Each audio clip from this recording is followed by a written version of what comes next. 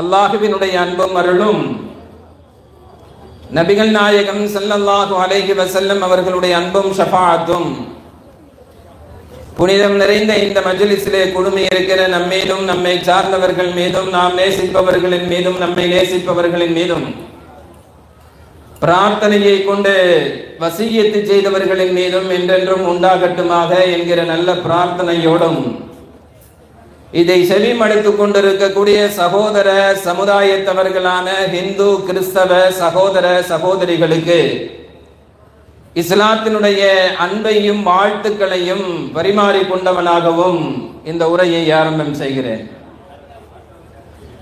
சுருக்கமான நேரத்திலே சுதந்திரம் குறித்த செய்திகளை சொல்ல வேண்டும் என்று பணிக்கப்பட்டிருக்கிறேன். எனக்கு பின்னால்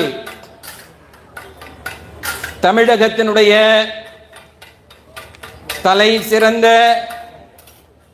சமூக நல்லிணக்கத்திற்காக சமய நல்லிணக்கத்திற்காக போராடி கொண்டிருக்கக்கூடிய அருமையான சுவாமிஜி திருவருட்குடில் சுவாமிகள் அவர்கள் நமது தேசத்தினுடைய சமகாலத்தை குறித்தும் இந்த தேசத்தினுடைய இறையாண்மையும் சமூக நல்லிணக்கமும் பாதுகாத்து நிலைநிறுத்த வேண்டியதனுடைய அவசியத்தை குறித்தும் மிகச்சிறந்த ஒரு கருத்துரையை தர இருக்கிறார்கள்.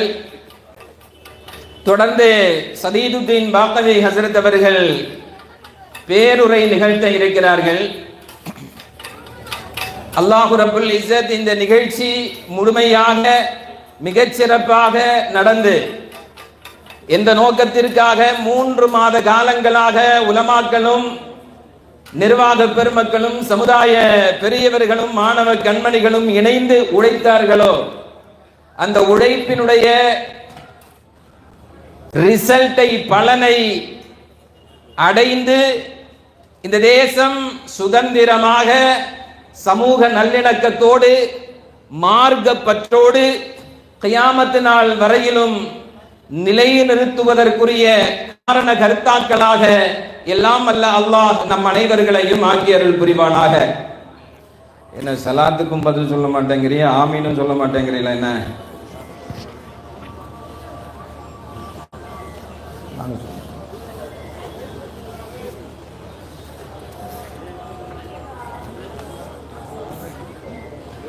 சுவாமிகளோடு நிறைய கூட்டங்களிலே உரையாடுகிற வாய்ப்பு கிடைத்தது.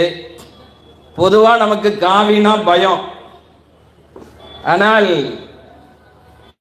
இது பயப்படுத்துகிற காவி அல்ல, பயப்படுத்தக்கூடிய காவிகளையே பயமுறுத்தக்கூடிய காவி.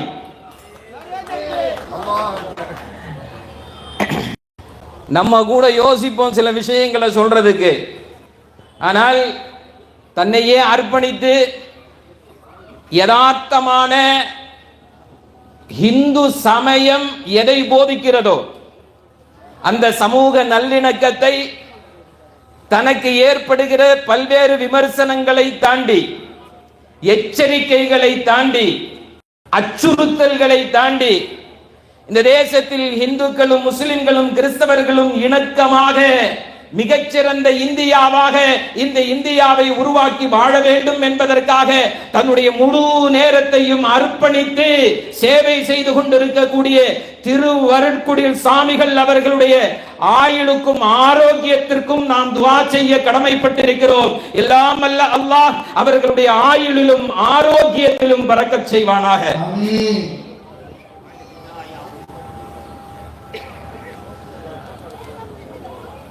சகோதரர்களே, சுதந்திர வரலாற்றை, சுதந்திரத்திற்கான போராட்ட வரலாற்றை நாம பேசுற நேரத்தில் நம்முடைய பங்களிப்புகளை குறித்து நிறைய பேசுவோம். அடிக்கடி நம்ம சொல்லுவோம், இந்தியா கேட்ல, டெல்லியில எழுதப்பட்டிருக்கிற கூடிய இந்தியா கேட்ல 94,000 பேர் அதுல எழுதப்பட்டிருக்குது. அதுல 63,000த்திற்கும் மேற்பட்ட பெயர்கள் முஸ்லிம்களுடைய பெயராக இருக்குது. எங்களுடைய விகிதாச்சாரத்தை விட அதிகமாக நாங்க எவ்வளவு இந்த தேசத்தில் வாழ்றோமோ அதை விட அதிகமாக இந்த தேசத்தினுடைய சுதந்திரத்திற்காக வேண்டி நாங்கள் எங்களை அர்ப்பணித்திருக்கிறோம். அர்ப்பணிக்கிறதுனா சும்மா இல்ல, உயிரையே கொடுத்திருக்கிறோம் அப்படின்னு எல்லாம் பேசுவோம்.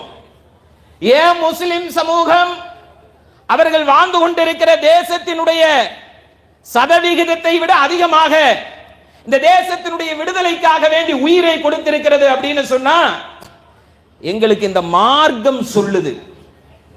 எங்களுக்கு இந்த மார்க்கம் சொல்லுது. நாங்கள் படித்துக் கொண்டிருக்கக்கூடிய குர்ஆன் சொல்லுகிறது. எங்களுக்கு வழிகாட்டியாக இருக்கக்கூடிய நபிகள் நாயகம் ஸல்லல்லாஹு அலைஹி வஸல்லம் அவர்கள் எங்களுக்கு போதித்திருக்கிறார்கள். நீ யாருக்கும் அடிமையாக இருக்கக்கூடாது என்பதல்ல, இந்த உலகத்தில் எந்த மனிதனும் மனிதனுக்கு அடிமையாக இருக்கக்கூடாது என்பதுதான். அது ஒரு மண்ணை அடிமைப்படுத்துவதாக இருக்கட்டும், ஒரு மனிதனை அடிமைப்படுத்துவதாக இருக்கட்டும், நீ அடிமைப்படக்கூடாது அப்படிங்கிறது இல்ல. என்ன யாரும் அடிமைப்படுத்த முடியாதுங்கிறது இல்ல. உன் கண்ணுக்கு முன்னால யாரும் யாரையும் அடிமைப்படுத்த கூடாது. நமக்கு தெரியும், நபிகள் நாயகம் ஸல்லல்லாஹு அலைஹி வஸல்லம் அவர்கள் தொழுகைக்காக வேண்டி ஊர் விலக்கி வைக்கப்பட்டார்களா? அவங்க கொடுத்த ஜக்காத்துக்காக வேண்டி ஊர் விலக்கி வைக்கப்பட்டார்களா? இல்ல அவங்க உம்ராவுக்கு போறாங்க, ஹஜ் செய்ய போறாங்க அப்படிங்கிறதுக்காக வேண்டி ஊர் விலக்கி வைக்கப்பட்டார்களா? இல்ல அவங்க நோன்பு நோக்குறாங்க அப்படிங்கிறதுக்காக வேண்டி ஊர் விலக்கி வைக்கப்பட்டார்களா?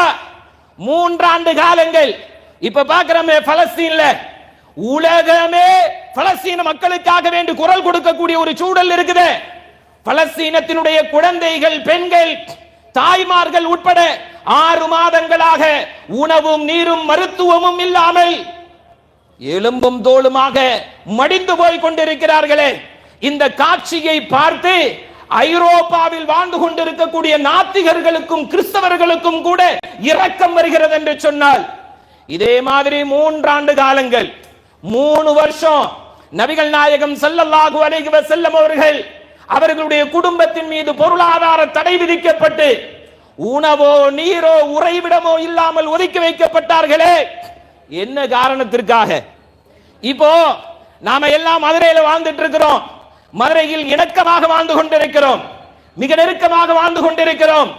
எப்போதும் சொல்ற மாதிரி மாமன் மச்சான்களாக, அண்ணன் தம்பிகளாக, உறவுகளாக வாழ்ந்து கொண்டிருக்கிறோம். நமக்கு மத்தியிலே இந்த தேசத்தை பிரித்து ஆள வேண்டும் என்கிற பிரிவினைவாதிகள் பல்வேறு சதிகளை, சூழ்ச்சிகளை பின்னிக் கொண்டிருக்கிறார்கள். இதுல சில பேர்களுக்கு முஸ்லிம்களின் மீது வெறுப்பு வருகிறது. முஸ்லிம்களை வெறுக்கிறதுக்கு காரணம் என்ன? கோரிப்பாளையத்தில் இருக்கக்கூடிய பள்ளிவாசல்ல 5 நேரம் தொழுகிறோமே, இந்த 5 நேர தொழுகைகள் எந்த இந்துவையாவது பாதிக்கிறதா? இந்த தேசத்தில் வாழ்ந்து கொண்டிருக்கிற எந்த கிறிஸ்தவருக்காவது, இந்துக்காவது தமிழகத்தில் அல்ல இந்தியாவில் இருக்கக்கூடிய பள்ளிவாசல்களில் தொழுகிற தொழுகை பாதிக்கிறதா? அப்படின்னா பாதிப்பில்லை. இன்னும் சொல்ல போனா கோரிப்பாளையம் பள்ளிவாசல் உட்பட இந்தியாவினுடைய பல்வேறு பள்ளிவாசல்ல மக்ரிப் தொழுகையை முடிச்சிட்டு வெளியே வரும்போது, அது கோரிப்பாளையம் பள்ளிவாசலா இருக்கட்டும், இல்ல திருப்பரங்குன்றத்தில் இருக்கக்கூடிய பள்ளிவாசலா இருக்கட்டும், அதை சர்ச்சையாக்கணும்னு நினைக்கிறாங்கல்ல அந்த பள்ளிவாசலா இருக்கட்டும், இல்ல முருக பெருமானை வணங்கி கொண்டிருக்கக்கூடிய பழனி பள்ளிவாசலாக இருக்கட்டும், அல்லது சிதம்பரத்தில் நடராஜரை வழிபட்டு கொண்டிருக்கிறார்களே அங்க பக்கத்தில் இருக்கக்கூடிய நவாபு பள்ளிவாசலாக இருக்கட்டும், தமிழகத்தில் இருக்கக்கூடிய எல்லா பள்ளிவாசல்களிலும் முஸ்லிம்கள் தொழுதிட்டு வெளியே வரும்போது நூற்றுக்கணக்கான இந்து சகோதர சகோதரிகள் தங்களுடைய குழந்தைகளோடு காத்திருக்கிறார்கள். அவங்களுடைய நம்பிக்கை என்ன தெரியுமா? அவங்களுடைய நம்பிக்கை என்ன தெரியுமா? நீங்க வெளியே வந்து பாத்தீங்கன்னா தெரியும், எல்லா ஊர்களையும் இன்னைக்கு இருக்குது. அவர்கள் பொட்டு வைத்து இருப்பார்கள், குங்குமம் வைத்திருப்பார்கள், அவர்களுடைய மத அடையாளத்தோடு வந்து பள்ளிவாசல் இருப்பாங்க. சில பள்ளிவாசல்ல அவங்க அமர்றதுக்குன்னு தனியாக சேரு பெஞ்செல்லாம் போட்டு வச்சிருக்கிறாங்க, வர்றவங்க சிரமப்படக்கூடாது அப்படிங்கிறதுக்காக. அவர்களுடைய நம்பிக்கை என்ன தெரியுமா? உள்ள போய் தொழுதுட்டு வர்றாருல்ல பாய், அந்த பாயினுடைய எச்சில் கலந்த அந்த மூச்சு காற்று இருக்குல்ல, அதை வச்சு அவர் ஊதுனாருன்னா என் பிள்ளைக்கு பிடித்திருக்கக்கூடிய அந்த நோய் குணமாகும் என்கிற நம்பிக்கை தமிழகத்தில் வாழ்ந்து கொண்டிருக்கக்கூடிய இந்து சகோதர சகோதரிகளுக்கு உண்டு. லட்சக்கணக்கான இந்து சகோதர சகோதரிகளுக்கு இருக்கிறது. அதனால நம்ம தொழுகிற தொழுகை அவங்களுக்கு பாதிப்பானா? இல்ல. நோன்பு வைக்கிறோம்ல, நோன்பு எந்த இந்து சகோதரனையோ கிறிஸ்தவ சகோதரனையோ பாதிக்குதானா? இல்ல. நோன்பு கஞ்சி காய்ச்சறதுல நிறைய ஊர்கள்ல இன்றைக்கும் இந்து சகோதரர்கள் போட்டி போட்டுக்கிட்டு இருக்கிறாங்க. உங்களுக்கு தெரியும் சிங்கம்புணரி அப்படிங்கிற ஒரு ஊரு, கேட்டு பாருங்க. 15 நாள் தான் முஸ்லிம்கள் அங்க கஞ்சி காய்ச்சணும். நோம்பு கஞ்சி முஸ்லிம்கள் நோம்பு வச்சுட்டு நோம்பு துறக்கிறதுக்காக வேண்டி கஞ்சி காய்ச்சறது 15 நாள் தான் முஸ்லிம்கள் அந்த ஜமாத்து காய்ச்சணும். மீதி 15 நாள் அங்க இருக்கக்கூடிய ஒரு இந்து குடும்பம் நாங்கள் தான் காய்ச்சுவோம்னு ஆண்டாண்டு காலங்களாக காய்ச்சி கொண்டிருக்கிறது. அந்த நோம்பு கஞ்சியை வாங்குறதுக்கு ஆபீசர்ல இருந்து அதிகாரிகள்ல இருந்து எல்லா பள்ளிவாசல்லையும் ஆள் அனுப்புறாங்க, அல்லது வாசல்ல வந்து நிக்கிறாங்க. ஏன் அவங்களுக்கு குடிக்கிறது கஞ்சி இல்லாமல? இந்த கஞ்சியை குடிச்சுனா அவங்க வாழ போறாங்களா? இல்ல இல்ல. முஸ்லிம்கள் பள்ளிவாசல்ல காய்ச்சற அந்த நோம்பி கஞ்சில ஒரு மகத்துவம் இருக்கிறது, ஒரு நிவாரணம் இருக்கிறது என்று அவர்கள் நம்புகிறார்கள். முஸ்லிம்களுடைய எந்த வழிபாடும் எந்த இந்துவையும் எந்த கிறிஸ்தவனையும் பாதிக்கிறது இல்ல. சரி மாமா நாங்க ஹஜ்ஜுக்கு போறோம் அப்படின்னு சொன்னா, மாமா நாங்க மக்காவுக்கு போறோம் அப்படின்னு சொன்னா, உடனே சொல்றாங்க பாய் மக்காவுக்கு போனீங்கன்னா அந்த ஜம்சம் தண்ணிய கொஞ்சம் எனக்கும் வாங்கிட்டு வாங்க என்று சொல்லக்கூடிய அளவிற்கு தான் முஸ்லிம்களுடைய எல்லா வழிபாடுகளிலும் இந்துக்கள் நெருக்கமாக இருக்கிறார்கள். அப்ப ஏன் முஸ்லிம்களின் மீது ஒரு வெறுப்பு பிரச்சாரம்? இந்தியாவில் வாழ்ந்து கொண்டிருக்கக்கூடிய முஸ்லிம்களின் மீது ஒரு வெறுப்பு பிரச்சாரம் செய்யப்படுவது ஏன் தெரியுமா? முஸ்லிம்கள்ட்ட இருக்கிற அந்த சித்தாந்தம் இருக்கிற லா இலாஹ இல்லல்லாஹ் அப்படிங்கிறது தான். வணக்கத்திற்கு தகுதியானவன் அல்லாஹ்வை தவிர வேறு யாரும் இல்லை என்கிற அந்த கலிமா இருக்கிறதே, மனிதன் இறைவனை தவிர வேற யாரையும் வணங்கக்கூடாது. மனுஷன் இறைவனுக்கு தவிர வேறு யாருக்கும் அடிமையாக இருக்கக்கூடாது.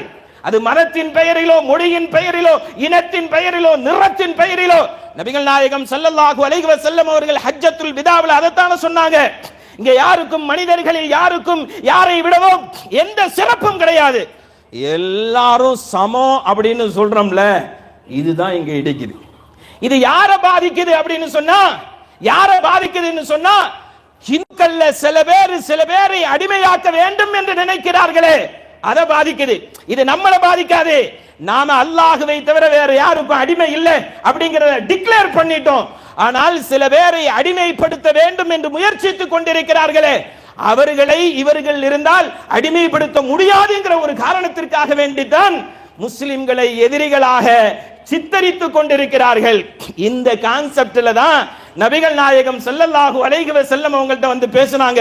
முஹம்மதே ஸல்லல்லாஹு அலைஹி வஸல்லம், நீங்கள் இறைவனை வணங்கிக் கொள்ளுங்கள், நீங்கள் வணக்க வழிபாடுகளை செய்து கொள்ளுங்கள், நீங்க காபத்துல்லாஹ்ல என்ன செய்யணுமோ செய்யுங்க. ஆனா எங்கள்ட்ட அடிமையா இருக்கிறாங்கல்ல, அவங்கள்ட்ட போய் கலிமாவை சொல்லி கொடுக்கிறேன்னு சொல்லி மார்க்கத்தை சொல்றேன்னு சொல்லி எங்களையும் அவனையும் சமமா உட்கார வைக்கிறீங்கல்ல, அதுதான் எங்களுக்கு பிரச்சனை. அதை மட்டும் நீங்க செய்யாம இருந்தா போதும். என்ன சொல்றாங்க தெரியுமா? நீ உன் வணக்க வழிபாட்டை செஞ்சுக்கோ, ஆனால் நாங்க ஒரு சில பேரை நிறத்தின் பெயரால் அடிமைப்படுத்தி வச்சிருக்கிறோமே, இங்க இருக்கக்கூடிய பிலால், அம்மார், ஹுபைப், ஹப்பாப் போன்றவர்கள், இவங்களையும் அந்த கருப்பினத்தவர்களையும் எங்களையும் சமம் அப்படின்னு சொல்றீங்கல்ல, இதுதான் எங்களுக்கு பிரச்சனை. இன்றைக்கு இந்தியாவில் வாழ்ந்து கொண்டிருக்கக்கூடிய 28 கோடி முஸ்லிம்களுக்கு பிரச்சனை என்ன தெரியுமா? அனைவரும் சமம் என்று சொல்லக்கூடிய சித்தாந்தம் தான் நமக்கு பிரச்சனை, நம்ம பிரச்சனையா இருக்கிறோம். இதை தவிர வேற எந்த பிரச்சனையும் இல்லை. இஸ்ரேலுக்கு கஸாவின் மீது என்ன பிரச்சனை தெரியுமா? கஸா என்று ஒன்றிருந்தால், இஸ்லாம் ஒன்றிருந்தால், நாம உயர்ந்தவன் கடவுளின் பிள்ளைகள் என்கிற சித்தாந்தத்தை இங்கே நிறுவ முடியாது. உலகளாவிய அளவில் முஸ்லிம்களுக்கான பிரச்சனையும் அதுதான். நாங்கள் கடவுளின் பிள்ளைகள் என்பதை யூதர்கள் நிரூபிக்க நினைக்கிறார்கள். அதற்கு முஸ்லிம்கள் அவர்கள் கொண்டிருக்கிற சித்தாந்தம் தடையாக இருக்கிறது. இந்தியாவில் நாங்கள் கடவுளின் நெற்றியிலிருந்து பிறந்தவர்கள் என்று சொல்லி அந்த சித்தாந்தத்தை அவர்கள் இங்கே நிரூபிக்க முயற்சிக்கிறார்கள். அதற்கு மனிதர்கள் அனைவரும் சமம் என்று சொல்லக்கூடிய லா இலாஹ இல்லல்லாஹ் என்கிற சித்தாந்தம் தடையாக இருக்கிறது. அப்போ பேசிக்கலி இந்த சித்தாந்தம் இருக்குல்ல, இந்த சித்தாந்தம் யாருக்கும் அடிமை இல்லை என்பதை இங்கே நடைமுறைப்படுத்துகிற காரணத்தினால்தான் நாம பிரச்சனையா இருக்கிறோம். ஆனா யதார்த்தத்தில் நம்ம கிட்ட அந்த மாதிரி சிந்தனை இருக்கா அப்படின்னா அதை நாம உருவாக்குவதற்குரிய எந்த சிந்தனையும் இல்லை. நம்முடைய முன்னோர்கள் இந்திய தேசம் அடிமைப்பட்டு விடக்கூடாது என்பதற்காக 94,000 பேர் இறந்து போனதுல 63,000 பேர் இறந்து போயிருக்காங்கல்ல, எதற்காக வேண்டி தெரியுமா? இந்த மண் யாருக்கும் அடிமைப்படக்கூடாது என்பதற்காக. ஏனென்றால் லா இலாஹ இல்லல்லாஹ் முஹம்மதுர் ரசூலுல்லாஹ் என்கிற சித்தாந்தம் என்பது இறைவனை தவிர வேறு யாருக்கும் அடிமை இல்லை என்பதை நமக்கு பறைசாற்றுகிறது.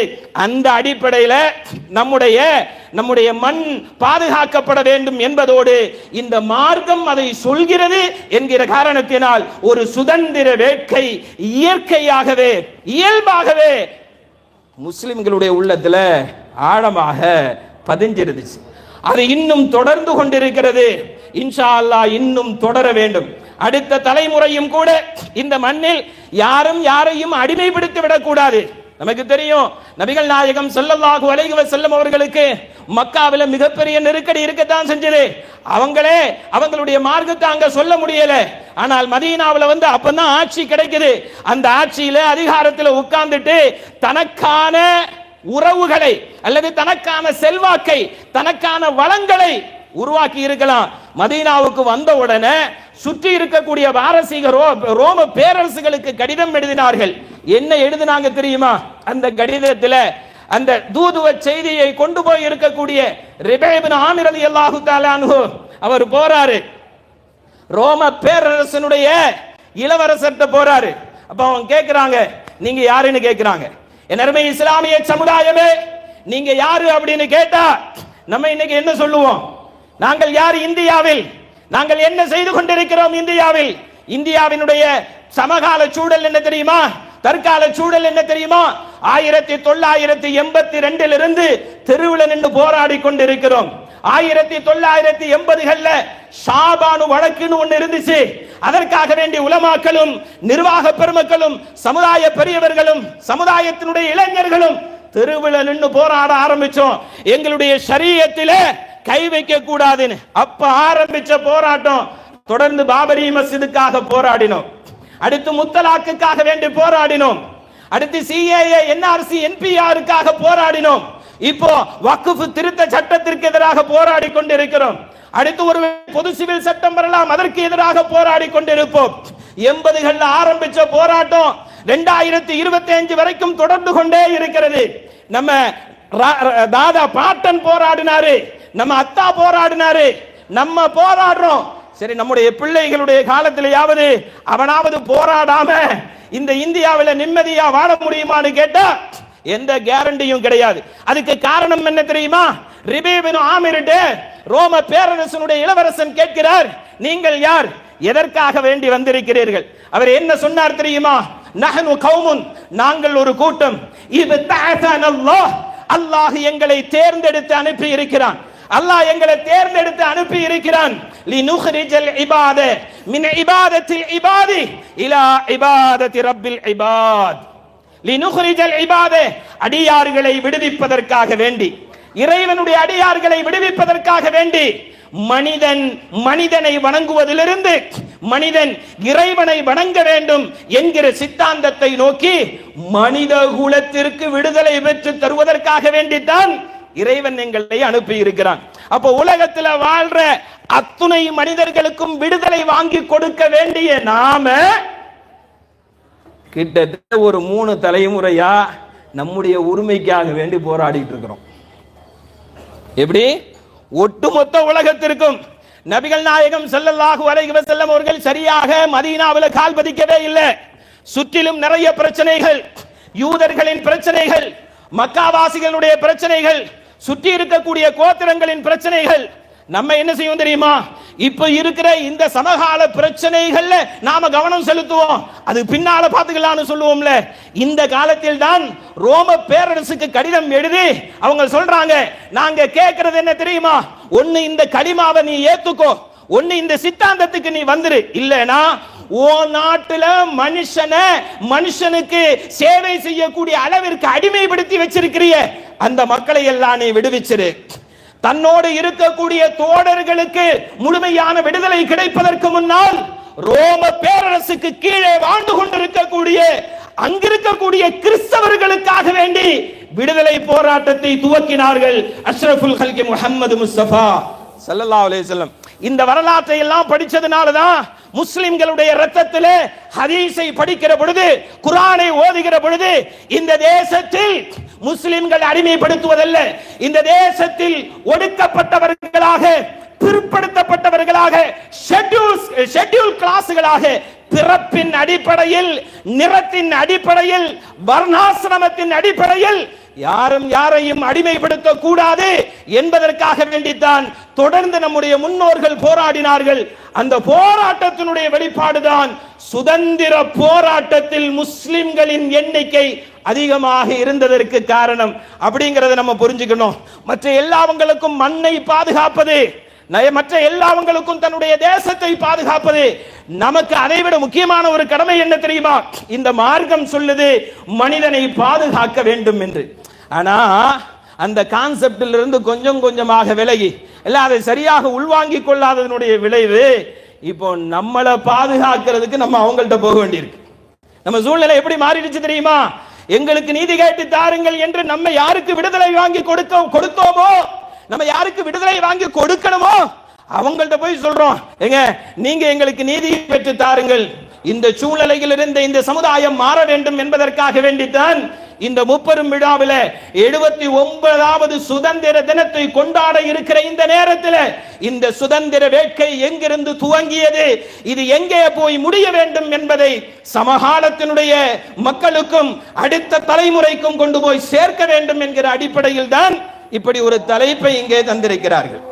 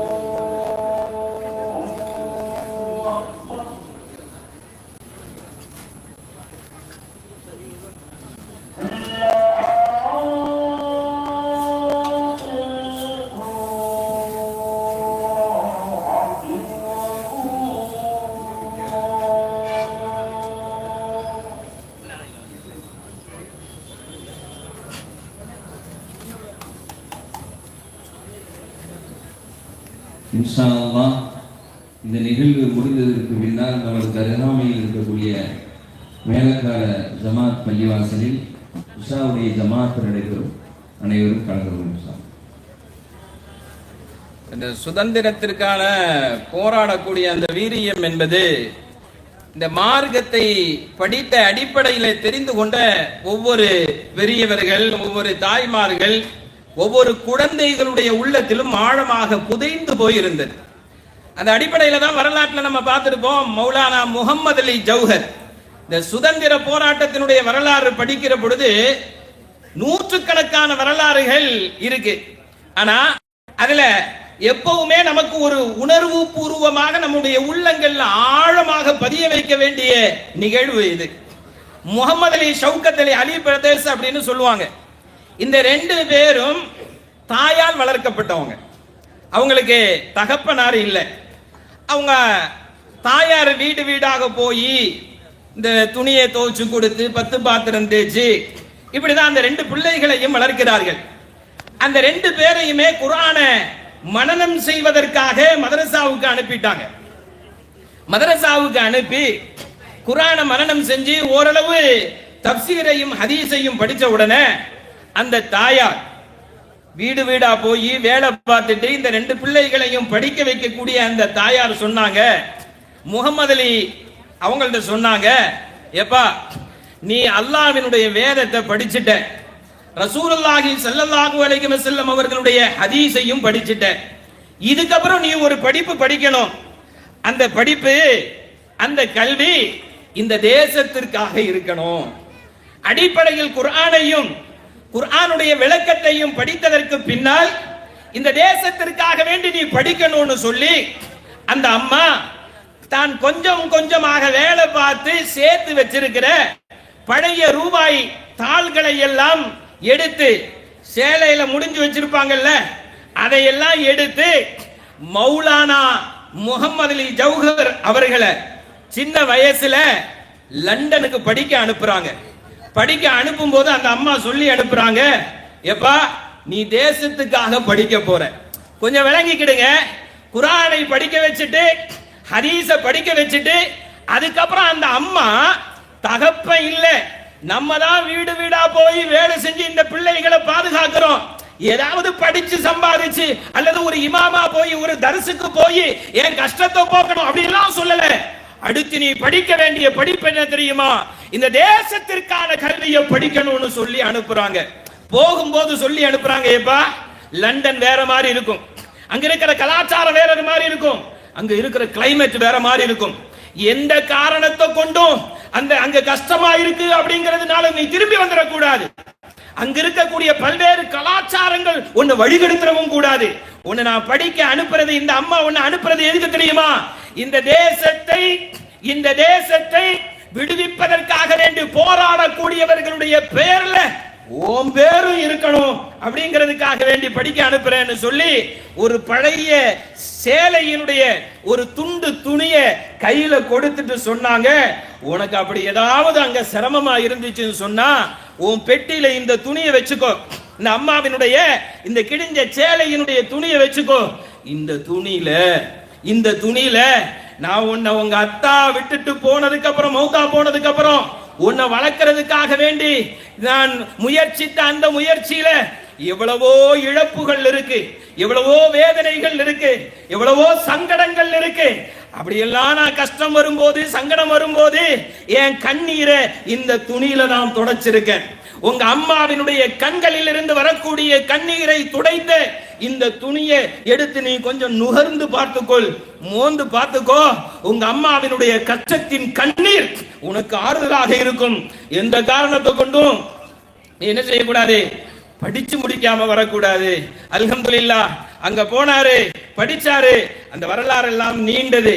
படிச்சு முடிச்சிட்டு இருக்கும் போது அல்லாமா இக்பால் ஒரு கடிதம் எழுதுகிறார் மௌலானா முகமது அலிக்கு. இங்கே நிறைய நரிகளும் குள்ள நரிகளும் நாய்களும் இங்கே ஓலமிட்டு கொண்டிருக்கிறது, கர்ஜிப்பதற்கு ஒரு சிங்கம் வேண்டும் அப்படின்னு ஒரு கடிதம் எழுதுறாரு. மௌலானா முகமது அலி ஜௌஹர் பாரிஸ்டராக மீண்டும் இந்தியாவிற்கு வந்தார். இந்தியாவுக்கு வந்து நேர வீட்டுக்கு போகல, விதவையான தாய் படிக்கிறதுக்காக வேண்டி லண்டனுக்கு அனுப்பிச்ச, குர்ஆன் மனப்பாடம் பண்ண வச்சுச்ச, தப்சீரை சொல்லி படிக்கிறதுக்கு உண்டான வசதி ஏற்பாடு பண்ணிச்ச. எம்மா நான் படிச்சுட்டு வந்துட்டமா அப்படின்னு நேர அம்மாட்ட போய் நிக்கல, நேர கோர்ட்டுக்கு போறாரு. அன்றைக்கு காந்தியும் காந்தியோடு இருக்கக்கூடிய போராளிகளும் ஆங்கிலேயர்களால் சிறைப்படுத்தப்பட்டிருக்கிறார்கள். நேரா கோர்ட்ல போய் ஆர்கியூ பண்ணி அவர்களை விடுவித்து விட்டு தான் தன்னுடைய வீட்டுக்கே போனாரு. இப்படி வரலாறு போகிறது. மீண்டும் ரவுண்ட் டேபிள் கான்ஃபரன்ஸ் இருக்குல்ல, இந்த கான்ஃபரன்ஸுக்கு இந்தியாவின் சார்பாக அந்த மாநாட்டில் பேசுறதுக்கு அனுப்பணும். எல்லாரும் ஆலோசனை பண்றாங்க. காந்தி சொன்னார், நம்மிடத்திலே இருக்கக்கூடிய மௌலானா என்கிற சிங்கம் இருக்கிற பொழுது வேற யாரை நம்ம தேர்வு செய்யணும்? நாம மௌலானாவை அனுப்புவோம். மௌலானா ஹசரத்னு அர்த்தம். ஹசரத்தை அனுப்புவோம்னு சொல்லி மௌலானா முகமது அலி ஜௌஹர லண்டனுக்கு அனுப்புறாங்க. அனுப்பும் போது கேட்கிறாங்க, உங்களுடைய மேனிஃபெஸ்டோ எதுவாக இருக்கும்? ரவுண்ட் கான்ஃபரன்ஸ்ல சூரியன் அஸ்தமிக்காத சாம்ராஜ்யம்னு சொல்றாங்கல்ல, அந்த சாம்ராஜ்யத்தினுடைய ஏகாதிபத்தியத்தினுடைய அரசன்ட்ட போய் பேச போறீங்களே, அங்கே உங்களுடைய பிரகடனம் எதுவாக இருக்கும் அப்படின்னு கேட்கிறாங்க. தன்னுடைய ஷேர்வானியில் இருக்கக்கூடிய ஒரு சின்ன குர்ஆனை எடுத்து இப்படி தூக்கி காட்டிட்டு சொல்றாரு, இதுதான் என்னுடைய பிரகடனம். It's only my manifesto. இது மட்டும் தான் என்னுடைய பிரகடனமாக இருக்கும் அப்படின்னு குர்ஆனை தூக்கி பிடிச்சு காட்டும் போது ராம பக்தரான மோகன்தாஸ் கரம்சந்த் காந்தி ராம பக்தர் நமக்கு தெரியும். இந்தியாவில் இருந்து கொண்டிருக்கக்கூடிய லட்சக்கணக்கான கோடிக்கணக்கான ராம பக்தர்களுடைய தலைவர் அவர். மௌத்தா போகும்போது ஹே ராம் அப்படின்னு சொல்லி மௌத்தா போனாரே மோகன்தாஸ் கரம்சந்த் காந்தி. காந்தி கேட்கல, எப்பா 30 கோடி மக்கள்ல பெருவாரியானவர்கள் இந்துக்களாக நாங்க இருக்கிறோம், இந்தியாவின் சார்பாக அனுப்புறோம், நீ என்ன அங்க போய் குர்ஆனை பேச போற? காந்தி கேட்கல, நேரு கேட்கல, மற்ற இந்து தலைவர்கள் கேட்கல. அவர்கள் எல்லோருக்கும் நம்பிக்கை இருந்தது. மௌலானா முகமது அலி ஜௌஹர் சுதந்திர போராட்ட தலைவர்களோடு வந்து அவர்களை விடுவித்து அவர்களுக்காக அவர்களோடு நின்று போராடி கொண்டிருப்பதற்கு காரணம் என்ன தெரியுமா? அவர் தூக்கி பிடித்திருக்கிற இந்த குர்ஆன் தான்.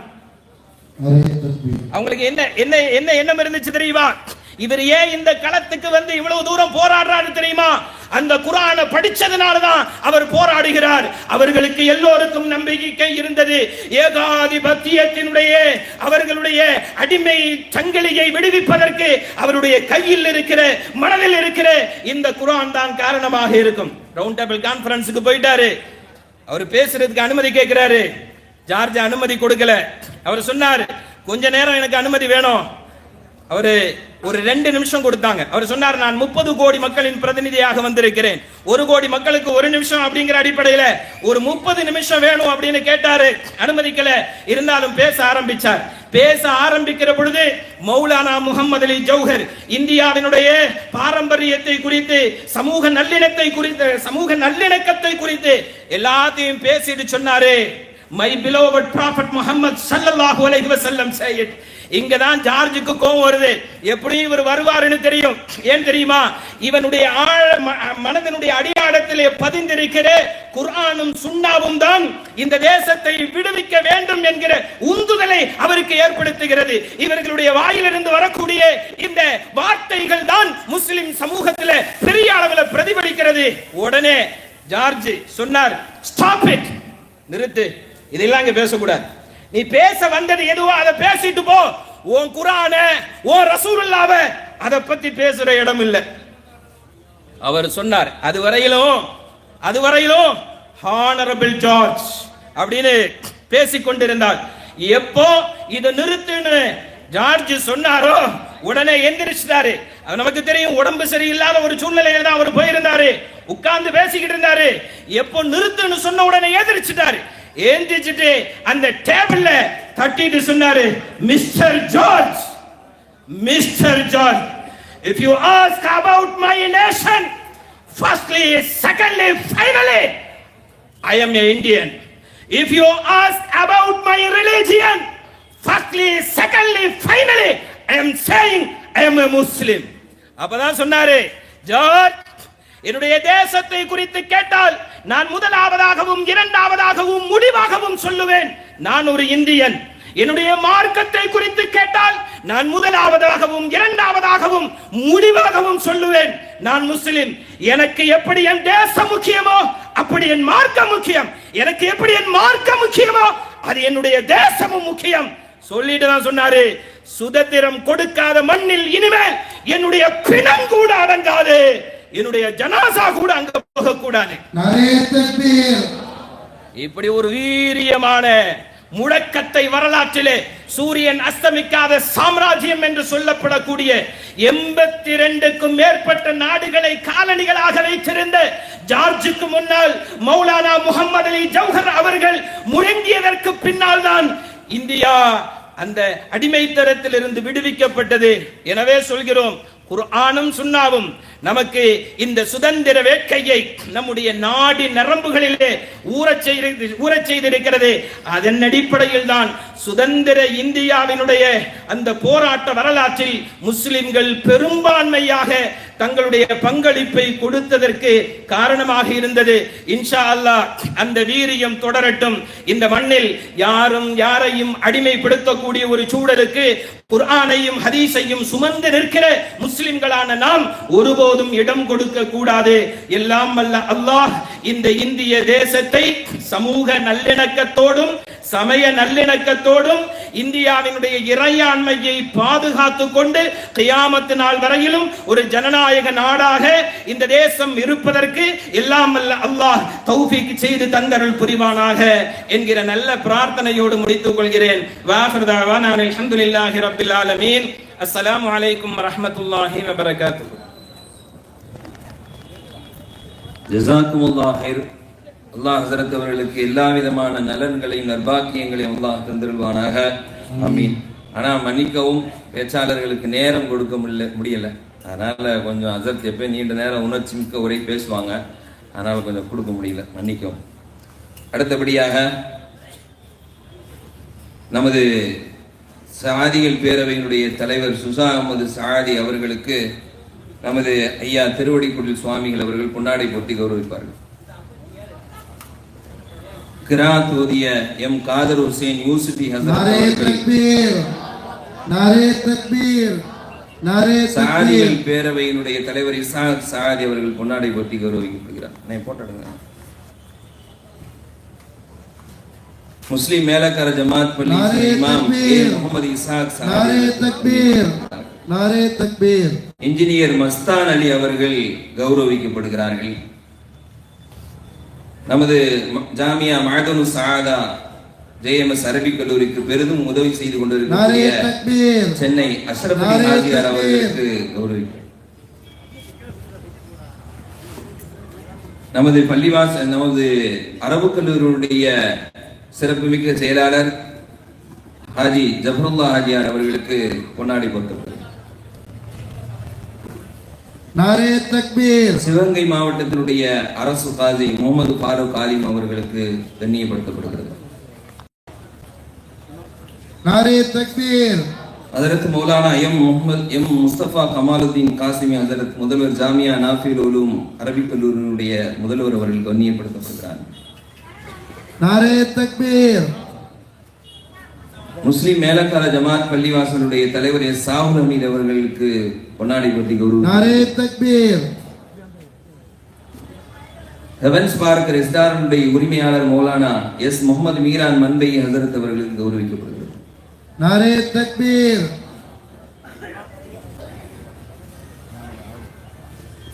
மஸ்ஜித் அர்-ரஹ்மான் பொறியாளர் பள்ளிவாசலுடைய துணைத் தலைவர் ஜனாப் ஜே முகமது அலி அவர்களுக்கு கௌரவிக்கப்படுகிறது.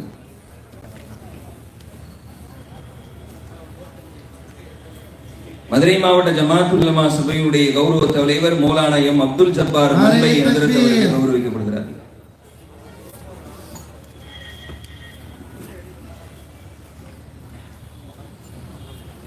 எல்லாம் உற்சாகம் ஊட்டியவர்கள் உதவியாளர்கள், அவர்களுக்கு பெரிய நன்றி கடன் நம்மளால் செலுத்த முடியாது. பொன்னாடை என்கிற பெயரில் ஒரு துண்டு, அவ்வளவுதான். அதனால அடுத்தபடியாக அப்துல் ஹக் சாதி ஹசரத் அவர்களுக்கு சாதியத்துறை துணைத் தலைவர் அவர்களுக்கு பொன்னாடை போர்த்தி கௌரவிக்கிறது.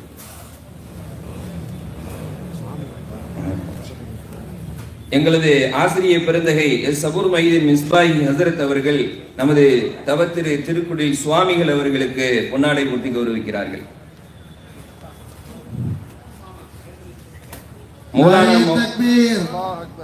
மௌலானா அல்ஹாஜ் டாக்டர் எம் சலீதுddin ஃபாசில் பாக்கவி ஹசரத் கிப்ரா அவர்களுக்கு எங்களுடைய ஆசிரியர் பெருந்தகை அவர்கள் பொன்னாடை போர்த்தி கௌரவிக்கிறார்கள்.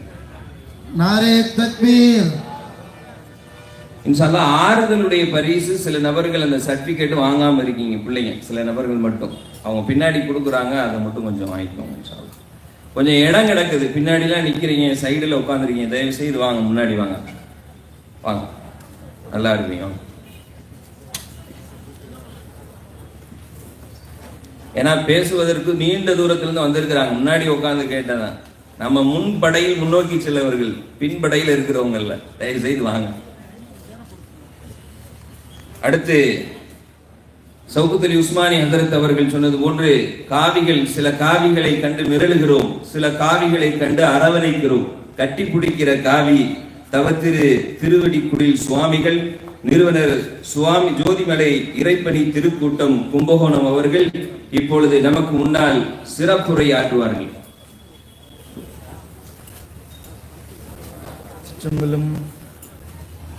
தென்னாடுடைய சிவனே போற்றி, நாட்டவர்க்கும் இறைவா போற்றி, காவாய் கனகத்திரளே போற்றி, கைலை மலையானே போற்றி போற்றி.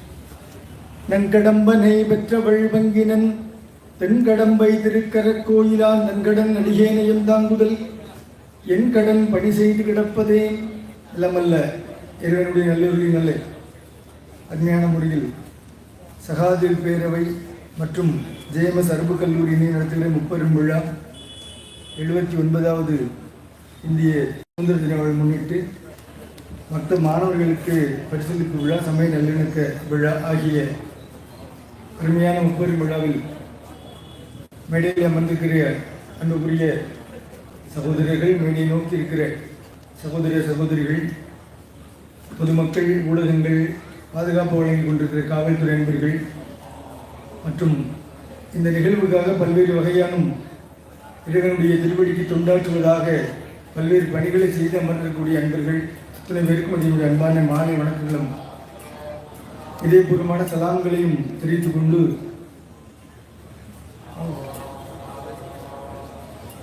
உங்களோடு ஒரு சில வார்த்தைகளை பகிர்ந்து கொள்ள விடுகின்றேன். திருவடிக்குடில் சாமிகள் சிறப்புரை ஆற்றுவார் என்றோன்னு 1 மணி நேரம் எடுத்து பாருங்க, பயந்துடாதீங்க. ஏற்கனவே காவினா பயந்துடக்கூடாதுன்னு ஐயா சொன்னாங்க. அந்த அளவில் ஒரு 15 நிமிடம் மாத்திரம் உங்களோடு சில விஷயங்களை பகிர்ந்து கொள்ள வேண்டும். காரணம், இந்த சூழல் நமக்கு அந்த அளவுக்கு ஒரு நெருக்கடியை கொடுத்திருக்கிறது. இன்னும் சொல்ல போனால் செறிவு என்பது மிகச்சிறிய இடத்திற்குள் எந்த அளவுக்கு நம்மால் முடியும் என்பது. அதாவது திருக்குறளை கூட கடுகை துளைத்து 7 கடலை புகுத்தி குறுக திரித்த குறள் என்றதாக சொன்னார்.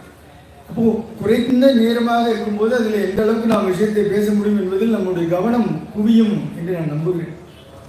அதனால தான் டெஸ்ட் மேட்சில் இருந்து 1 டேக்கு கொண்டு வந்து 2020 கொண்டு வந்து சூப்பர் ஓவருக்கு கொண்டு வந்து இளைஞர்களுக்கு அவ்வளோ ஆர்வத்தை உண்டு பண்ணி ஒரு பந்தில் என்ன நடக்க போகிற வரைக்கும் வந்துருச்சுக்கிறீங்க. ஒரு பந்தில் என்ன நடக்கும்போது அதே பரபரப்பு சமூகத்துக்குள்ளும் சமயங்களுக்குள்ளும் வாழ்வியலுக்குள்ளும் வந்தால் இன்னும் நல்லா இருக்கும் ஒரு பக்கத்தில். ஆனால் அதே நேரம் பாருங்க, விளையாட்டு எப்பவும் டெஸ்ட் மேட்ச் விட்டதில்லை. சமீபத்தில் நடந்த கோப்பையில் இந்தியா ஜெயிச்சுட்டு வந்தது டெஸ்ட் மேட்ச். எதுக்கு சொல்றேன்னா, நம்முடைய கவனம் விரிவாக சிந்திப்பதிலும் செயல்படுவதிலும் இருக்க வேண்டும். அதே நேரத்தில் இந்த கணம் என்னுடைய முடிவு என்ன என்பதை சொல்வதிலும் நாம் தெளிவாக இருக்க வேண்டும். அதற்கு இது போன்ற நிகழ்வுகள் நமக்கு நிரம்ப பயிற்சி அளிக்கின்றன என்று நான் சொல்லுவேன். உங்களுக்கு தெரியும், இந்த தண்ணீரை கொண்டு ஒரு கல்லை கட் பண்ண முடியும், வெட்ட முடியும், சுத்தம் பண்ண முடியும். பழமையான கோவில்களில் திருப்பணி நடக்கக்கூடிய இடங்கள்ல, இந்த மாதிரி பள்ளிவாசலில் திருப்பணி நடக்கக்கூடிய இடங்கள்ல பார்த்தீங்கன்னா முதல்ல சாண்ட் பிளாஸ்டிங் அடித்தாங்க. மணல் வச்சு அப்படியே ஊதுரு, அதில் உள்ள இந்த சிமெண்ட்டு காரைகள் சுண்ணாம்பு பழையதெல்லாம் அப்படி விலகும், கல் பளிச்சுன்னு இருக்கும் பார்க்குறது. அதுக்கு சாண்ட் பிளாஸ்டிங்னு பேர். இப்போ அதை வாட்டர் பிளாஸ்டிங்னு மாற்றினாங்க. என்னென்னா மணல் வச்சு அடிக்கும்போது அது வந்து கல் டேமேஜ் ஆகுது. அது மட்டும் இல்லாமல் சுற்றுப்புறமும் எங்கே பார்த்தாலும் தூசி ஆகுதுன்னு சொல்லி தண்ணீரை கொண்டு சுத்தம் செய்யக்கூடிய ஒரு முறையை கொண்டு வந்தார். கையில் ஒரு கன் மாதிரி இருக்கும், தண்ணியை அதில் ஃபிட் பண்ணிவிட்டு பைப் மூலமாக சுத்தம் பண்ணுவாங்க. அதில் அந்த நாசல் இருக்குல்ல, அது நம்ம எவ்வளோ தூரம் அட்ஜஸ்ட் பண்ணுறோமோ அந்த அளவுக்கு அந்த தண்ணீருடைய வேகம் இருக்கும். ஒரு கல்லை சுத்தம் பண்ணும், ஒரு கல்லை வெட்டும், துண்டாக்கும், அந்த கல்லை கழுவும். இன்னும் சொல்ல போனால் கொஞ்சம் அதிகமாக தான் சொல்கிறேன், ஆனாலும் தப்பாக எடுத்துக்கூடாது. இன்றைக்கு வீடுகளெல்லாம் நம்ம பயன்படுத்துகிற கழிவறை வெளிநாட்டு கழிவறை, வெஸ்டர்ன் கழிவறைன்னு வச்சுருக்காங்க, கோப்பையில் உட்காந்துக்கிற மாதிரி. அதில் நம்ம சுத்தம் பண்ணுறதுக்காக இது மாதிரி ஒரு டியூப் இருக்கும், அந்த டியூப்பில் தான் தண்ணி வருது. அந்த தண்ணீரை எடுத்து நம்ம சுத்தம் பண்ணிக்கணும். இப்போ இந்த கல்லை சுத்தம் பண்ணுறதுக்கு வைக்கக்கூடிய வேகத்தை டாய்லெட்டில் உள்ள பைப்பில் வச்சா என்ன ஆகும்னு யோசனை பண்ணுங்க. தண்ணி இங்கேருந்து புத்துக்கிட்டு தலைவலியாக வெளில வந்துடும். நகைச்சுவைக்காது. எதுக்கு சொல்ல வரேன்னா, அங்கேயும் தண்ணீர் பயன்படுத்தப்படுகிறது, இங்கேயும் பயன்படுத்தப்படுகிறது. எங்கே என்ன வேகத்தில் இருக்க வேண்டும். கொஞ்ச நேரத்துக்கு முன்னால் ஒரு மழை அப்படியே ஒரு சூழலை மாற்றிச்சுது. வேறு மாதிரி உட்கார வேண்டிய நாம வேறு மாதிரி உட்காந்துருக்கோம். ஆனால் பாருங்க, இந்த சூழல்லையும் நமக்கு கரண்ட் இருக்கு, போக்குவரத்து போயிட்டு இருக்கு, பாதுகாப்பு இருக்கு, நம்மளுடைய கண்காணிப்பு. நம்ம வரும்போது பல்வேறு டிராஃபிக் தாண்டி வரேன், ஒவ்வொரு இடத்துலையும் காவல்துறை அந்த அளவுக்கு நின்று மழையை நனைஞ்சிட்டு அவங்க டிராஃபிக் கிளியர் பண்ணுறாங்க. அதே மாதிரி மின்சாரம், மாநகராட்சி, ஒவ்வொருத்தரும் அவங்க வேலையை மிகச் சரியாக செய்வதனால் நாம் இங்கே உட்கார்ந்து பொறுமையாக பேசிக்கொண்டிருக்க முடியுது. ஆக இந்த நிகழ்வுக்கு பின்னால் இத்தனை பேருடைய உழைப்பு இருக்கு. ஆகையினால் ஒவ்வொரு நிமிடமும் நமக்கு முக்கியமானது. இங்கே இவர்கள் ஒரு 1/4 மணி நேரம் பேசுவதற்கு வாய்ப்பு கொடுத்த போது நான் பழைய நினைவுக்கு போகிறேன். எங்கள் கும்பாபிஷேகம் கோயில் ஒன்று போயிருந்தேன், தீபாரணம் பண்ணுறதுக்கு நேரம் ஆயிடுச்சு. இப்போ நாங்கள் பேசணும். அங்கே இருக்கிற அர்ச்சகர்கள் அறிவித்தார்கள், திருவடிக்குடியில் சாமி வந்திருக்கிறார், சில வினாடிகள் அவர் பேசுவார். சில வினாடிகள் பேசுவார்னு எனக்கு ஒன்றும் புரியல. மைக்கை வாங்கிட்டு திரும்ப கொடுத்தா வினாடி முடிஞ்சு போயிடும். அதுவும் மழை நேரத்தை மைக்கை பார்த்து தொட வேண்டியிருக்கு, தொட்டா சாக்கு அடிக்குமோன்ட்டு. எதுக்கு சொல்கிறேன்னா, சில வினாடிகள் பேசுவார்னு எங்கள் கையில் மைக்கை கொடுக்குறாரு, நம்ம என்ன பண்ண முடியும்? ஆனால் அவருக்கு ஒரு நம்பிக்கை, சாமி சொன்ன நேரத்தில் எதை சொல்லணுமோ அதை சொல்லிட்டு மைக்கை கொடுத்துருவாரு. அப்போ நான் அவர்கிட்ட சொன்னேன், சுவாமிமலை திருப்புகழில் அருணகிரிநாதர், எந்த அருணகிரிநாதர் சுவாமிமலை திருப்புகழில் சலாம் என்கின்ற வார்த்தை வைத்து பாடினாரோ அதே அருணகிரிநாதர் ஒரு இடத்துல சுவாமிமலையில் பாடுறார், முருகனை, உன்னுடைய திருவடி சரண கமலாலயத்தை அரை நிமிஷ நேரமட்டில் தவமுறை தியானம் வைக்க அறியாத சடக சட மூடமட்டி பவவினையிலே செனித்த தமியன் பிடியால் மயக்கம் உருவேணும், முடியால் மயக்கம் உருவேணும்னா வறுமையில வாடினோன்னு விட்டுறாதன்னு கேட்கிறார். அந்த இடத்துல அவர் சொன்ன வார்த்தை கவனிச்சிங்கன்னா, அரை நிமிட நேரமட்டில் தவமுறை தியானம் வைக்க அறிய. அரை நிமிஷம் எனக்கு உன்னுடைய திருவடியை, உன்னுடைய நினைப்பை அரை நிமிடம் வேறு எதையும் நினைக்காம நினைக்கக்கூடிய அந்த பாக்கியத்தை எனக்கு கொடுங்கன்னு கேட்கிறேன். குணங்குடி மஸ்தான் சாஹிப் அவர்கள் சொன்னார்கள், இறைவன் நாமத்தை சொல்லி அல்லாஹூ எண்ணுங்கள், அல்லாஹூ எண்ணுங்கள், அவருடைய நாமத்தை சொல்லிக்கொண்டே. இதுக்கு எவ்வளவு நேரம் வேணும்? ஹதீஸையோ திருக்குறானையோ வெள்ளிக்கிழமை நம்ம பயானில் உட்கார்ந்து பேசினா மணிக்கணக்கில் வேணும். அந்த நேரத்தில் சிந்திப்பதற்கு ஒரு நாமம் போதும் என்பதை நம்முடைய மார்க்கம் வழிகாட்டு. அல்லாஹூ எண்ணுங்கள், அல்லாஹூ எண்ணுங்கள். இந்த நாமத்தை சொல்வதனால என்ன கிடைக்கும்? ரொம்ப அழகா அதை வித்துன்னு சொல்லி கொடுத்தாரு. முத்தை தரு பத்தி திருநகை அத்திக்கிரை சத்தி செருவன முத்திக்கு ஒரு வித்து குருவரை என ஓடும். வித்துன்னா விதைங்க. அந்த விதை நம்ம ஒரு இடத்துல போட்டு விவசாயம் பண்ணும்போது எப்படி விருட்சமாக வளர்க்கப்படுகிறது, அதுபோல இந்த நாமாவை கொண்டு, இந்த குருநாதனுடைய வழிகாட்டுதல், இறைவனுடைய நாமா, அதை கொண்டு நாம் பழகும் போது அந்த இருமை பேரையும் நம்மால் அறுவடை செய்ய முடியும் என்பதை நமக்கு சொல்லிக் கொடுத்தார். அப்படிப்பட்ட மார்க்கம், சமயம், நம்முடைய பெரியோர்கள் வழிகாட்டுதல் இத்தனையும் ஒருங்கமைந்து இந்த மேடையில் நாம் சிந்திக்க கடமைப்படுகிறோம். சமய நல்லிணக்கம் என்கின்ற ஒரு பார்வை 15ஆம் தேதி சுதந்திர தினம், அதை 10ஆம் தேதியே கொண்டாடுகிற ஒரு மார்க்கமாக இஸ்லாம் சமூகத்தை நான் இந்த இடத்துல பார்க்கிறேன். 5 நாளுக்கு முன்னாடியே கொண்டாடுறேன். ஆனந்தம். தீபாவளி நேரத்தில் பார்த்தீங்கன்னா தெரியும், 10 நாளைக்கு முன்னாடியே இந்த குழந்தைங்கள்லாம் அங்கேயே ஒரு பட்டாசு வச்சு கொளுத்திட்டு ஜாலியாக போயிட்டு, ஏன்னா எப்போ தீபாவளி வரும்ன்ற ஒரு ஆவல் அந்த குழந்தைகள். அதுபோல் இந்த நாட்டுடைய சுதந்திரத்தை கொண்டாடுவதில் 5 நாட்கள் முன்னமே நாம் இங்கே கூடியிருக்கிறோம். கூடுவதற்கு காரணம், சுதந்திரத்தை நாம் கொண்டாடாமல் விட்டால் வேறு ஒரு கூட்டம் வேறு மாதிரியாக கொண்டாடி விடுவார்கள். போன வாரம் கும்பகோணத்தில் ஒருங்கிணைந்த நீதிமன்றம் வளாகம் இருக்கு. அங்கே ஒரு பரபரப்பு என்னன்னா, ஒரு வெடிகுண்டு பொருள் இங்கே வந்து வெடிகுண்டு வைக்கப்பட்டிருக்கிறது. ஒருத்தர் வந்து ஒரு பையை போட்டு போயிட்டாரு. அந்த பையை தேடி என்னன்னா பையை கொண்டு வந்து நீதிமன்றத்தை வீசிட்டு போகிறாங்கன்னு அந்த பையை எடுத்து பார்த்தா அதுக்குள்ளே ஒரு லெட்டர் இருக்குது. அந்த லெட்டர் எடுத்து படிக்கிறாங்க, நீதிமன்றத்துக்குள் வெடிகுண்டு வைக்கப்பட்டிருக்குது. வெடிகுண்டுன்னு சொன்னாலே போதும். நல்ல வேலை வந்து போட்டு போனவன் தலையில் தொப்பி தாடிலாம் இல்லை, இல்லைன்னா அது வேற ஒரு கதை கட்டிருப்பான். கொண்டு வந்து போட்டவன் தொப்பி தாடி இருப்பான். எனக்கு பேசுகிறது பெரிய விஷயம் இல்லை. இப்போ நம்ம பேசுகிற கருத்துக்கள் FIRE மாதிரி இது இருக்கணும். எஃப்ஐஆர் போடுற மாதிரி இருக்கக்கூடாது. சில சாமியார்கள் பேசிட்டு போனோடனே எஃப்ஐஆர் போடப்படுது. எஃப்ஐஆர் போட்டவங்க கூட பெட்டில் படுத்துக்கிட்டு பதில் சொல்ல வேண்டியது.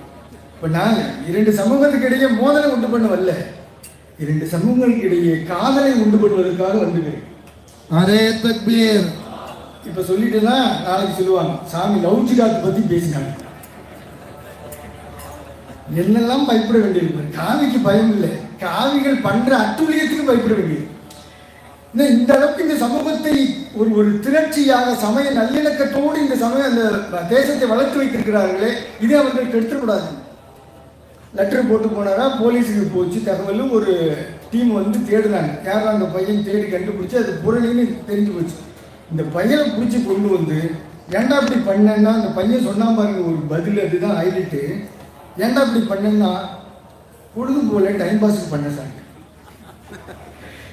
நீதிமன்ற வளாகத்தில் வெடிகுண்டு புரளியை கிளப்பி விட்டுட்டு டைம் பாஸுங்கிற அந்த பையன். போலீஸுக்கு எப்படி இருக்குன்னு நினச்சி பாருங்க. அடிக்கிற மழையில் மண்டை காயும்.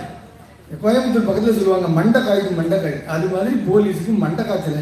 இந்த பையனை கைது செய்தாங்க. இதை ஏன் சொல்கிறேன்னா, எப்படி இது போல ஒரு பரபரப்பு தேசத்தில் எந்த அளவுக்கு பாடுபடுத்தும் என்பதை தெரியாமல் ஒரு பரபரப்பை அவர்கள் ஏற்படுத்துகிறார்களோ, அது போல இன்றைக்கு இந்த நாட்டில் டைம் பாஸுக்காக சில காவிகள் தேவையில்லாத பரபரப்பை ஆக்கிக் கொண்டிருக்கிறார்கள்.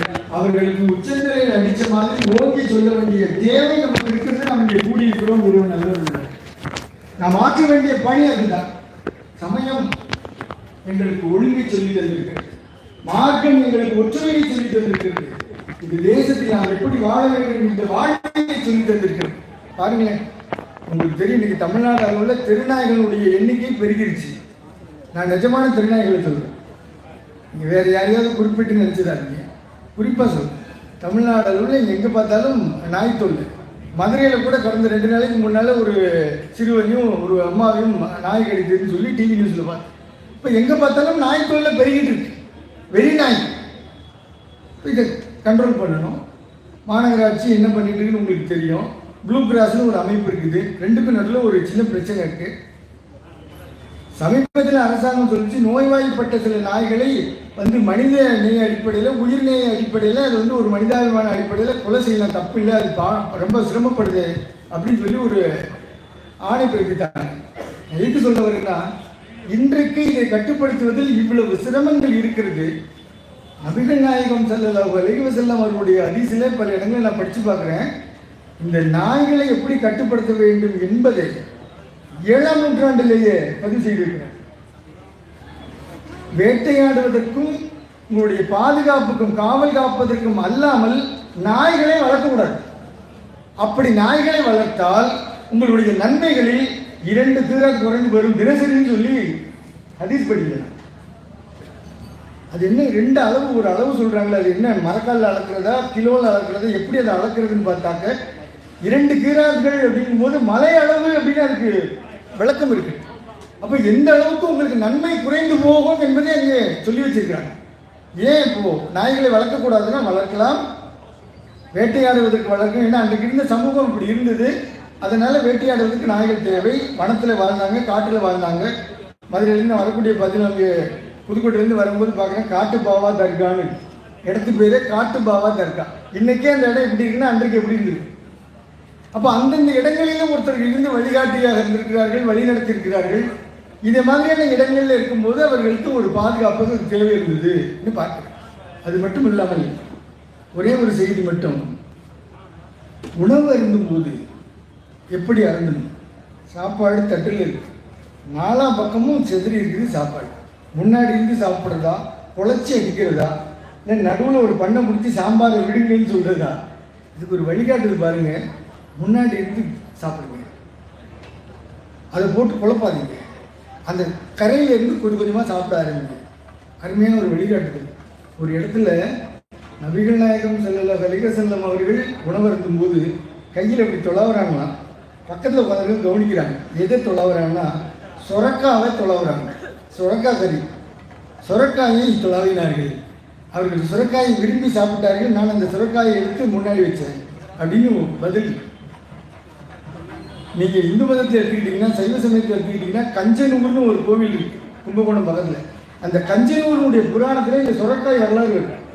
ஒரு அடியார் வர்றாங்க, சிவனடியார் வீட்டுக்கு வர்றாங்க. அவங்களுக்கு சாப்பாடு கொடுக்கணும். வீட்டில் வீட்டுக்காரர் இல்லை. இளையான்குடி மாரநாயனார் வரலாறுல வந்த மாதிரி வீட்டுக்காரர் வீட்டில் அங்கே இல்லை, வெளியில் போயிருக்கிறாரு.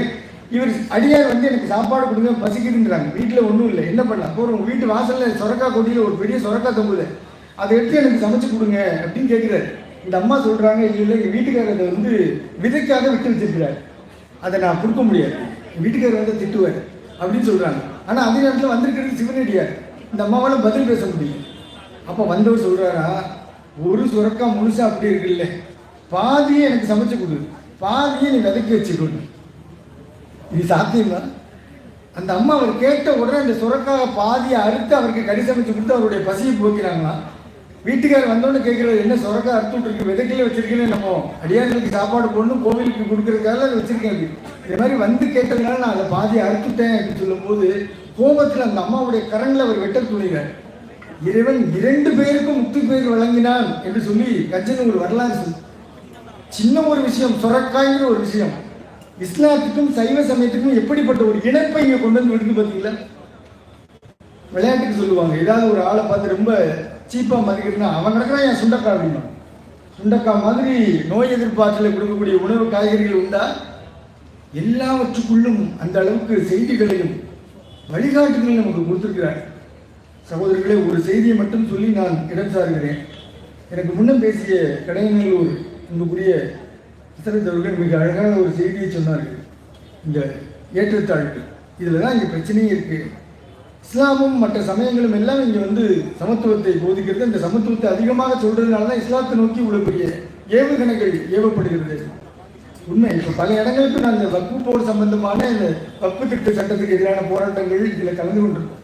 அங்கே போகும்போது ஏதாவது ஒரு செய்தியை நாம் அழுத்தமாக சொல்லணும், ஆதாரத்தோடு சொல்லணும். சமீபத்தில் எனக்கு ஒரு செய்தி கிடைத்தது. இந்த ஏற்றத்தாழ்வு என்பது என்ன, வக்ஃபுல நடக்கக்கூடிய அந்த திருத்தத்தில் இருந்திருக்கக்கூடிய பிரச்சனைகள் என்ன, எதற்காக இஸ்லாத் குறிவைக்கப்படுகிறது, இந்து மதத்தில் இருக்கக்கூடிய பிரச்சனைகள் என்ன, இது என்ன எப்படி சரி செய்வது என்று பார்க்கும்போது கங்கை கொண்ட சோழபுரம் உங்களுக்கு நல்லா தெரியும். இப்போ சமீபத்தில் மாண்புமிகு பிரதமர் அவர்கள் வந்துட்டு போனார். அந்த கோவில் ராஜேந்திர சோழன் காலத்தில் கட்டப்பட்டது. அதே மாதிரி ஒரு தந்தையார் ராஜராஜ சோழன் தஞ்சாவூர் கோயில் கட்டினவர் உங்களுக்கு தெரியும். இந்த 2 பேருடைய காலகட்டத்திலையும் நிறைய சைவ சமய பணிகள் வளர்ந்தது, திருப்பணிகள், திருக்கோயில்கள் கட்டப்பட்டது, மாற்றுக்கருத்தில் நாங்கள் அவரை போட்டுருவோம். ஆனால் அதே நேரத்தில் அந்த காலகட்டத்தில் நடந்த சில வேண்டத்தகாத விரும்பத்தகாத செயல்கள் இருக்கு. என்னன்னா, ஒரு குறிப்பிட்ட இனத்திற்கு மாத்திரம் அவர்கள் அதிகப்படியான முன்னுரிமை வழங்கினார்கள், சில குறிப்பிட்ட இனத்தவர்களை ஒதுக்கினார்கள். அது கல்வெட்டா பதிவாயிருக்கு. 10வது நூற்றாண்டில் இப்படின்னா இதுக்கு முன்னம் அது எத்தனை நூற்றாண்டு கடந்து வந்திருக்கும் இந்த அடக்குமுறை என்பதை பார்க்கணும். ஒரு செய்தி, ஒரே ஒரு பேராகிராஃப் மட்டும் நான் உங்கள்கிட்ட வாசிக்கிறேன். அதாவது உங்களுக்கு நல்லா தெரியும், இந்து மதம் என்பது இந்து மதம் அல்ல, அதற்குள்ள நிறைய சமயங்கள் சேர்ந்திருக்கு. சைவ சமயம் இருக்கக்கூடிய வைணவம், கௌமாரம், இப்படி எல்லாம் பல வழிபாட்டு முறைகளை சொல்லப்போனால் இருக்கக்கூடிய பாண்டி கோயில், இதே மாதிரியான மாரியம்மன் கோயில்கள், காளியம்மன் கோயில்கள், ஐயனார் கோயில், இப்படிப்பட்ட பல வழிபாடுகள் இருக்கு. இதெல்லாம் ஒருங்கிணைந்து தான் இந்து மதம் சொல்லிட்டு இருக்கோம். ஆனால் இன்னைக்கு இந்திய அளவில் பார்க்கும்போது இந்து மதம் அப்படின்னா ஒரு குறிப்பிட்ட வகுப்பினர் அவர்கள் வைப்பதுதான் சட்டம் என்பதாக மாறியிருக்கு. அதை கொண்டுதான் இஸ்லாத்தும் கிறிஸ்துவமும் குறிவைக்கப்படுகிறது. இன்னும் சொல்ல போனால் இந்து மதத்தில் இருக்கக்கூடிய பிற்படுத்தப்பட்டவர்கள், தாழ்த்தப்பட்டவர்கள் குறிவைக்கப்படுகிறார். தீண்டாமை என்கின்ற மிகப்பெரிய ஒரு அழுத்தமான ஒரு எதிர்ப்பு அங்கே இருக்குது. இதெல்லாம் ஒரு குறிப்பிட்ட இனத்தார். எனக்கும் அதில் உள்ள சிலர் பழக்கத்தில் இருக்கிறாங்க.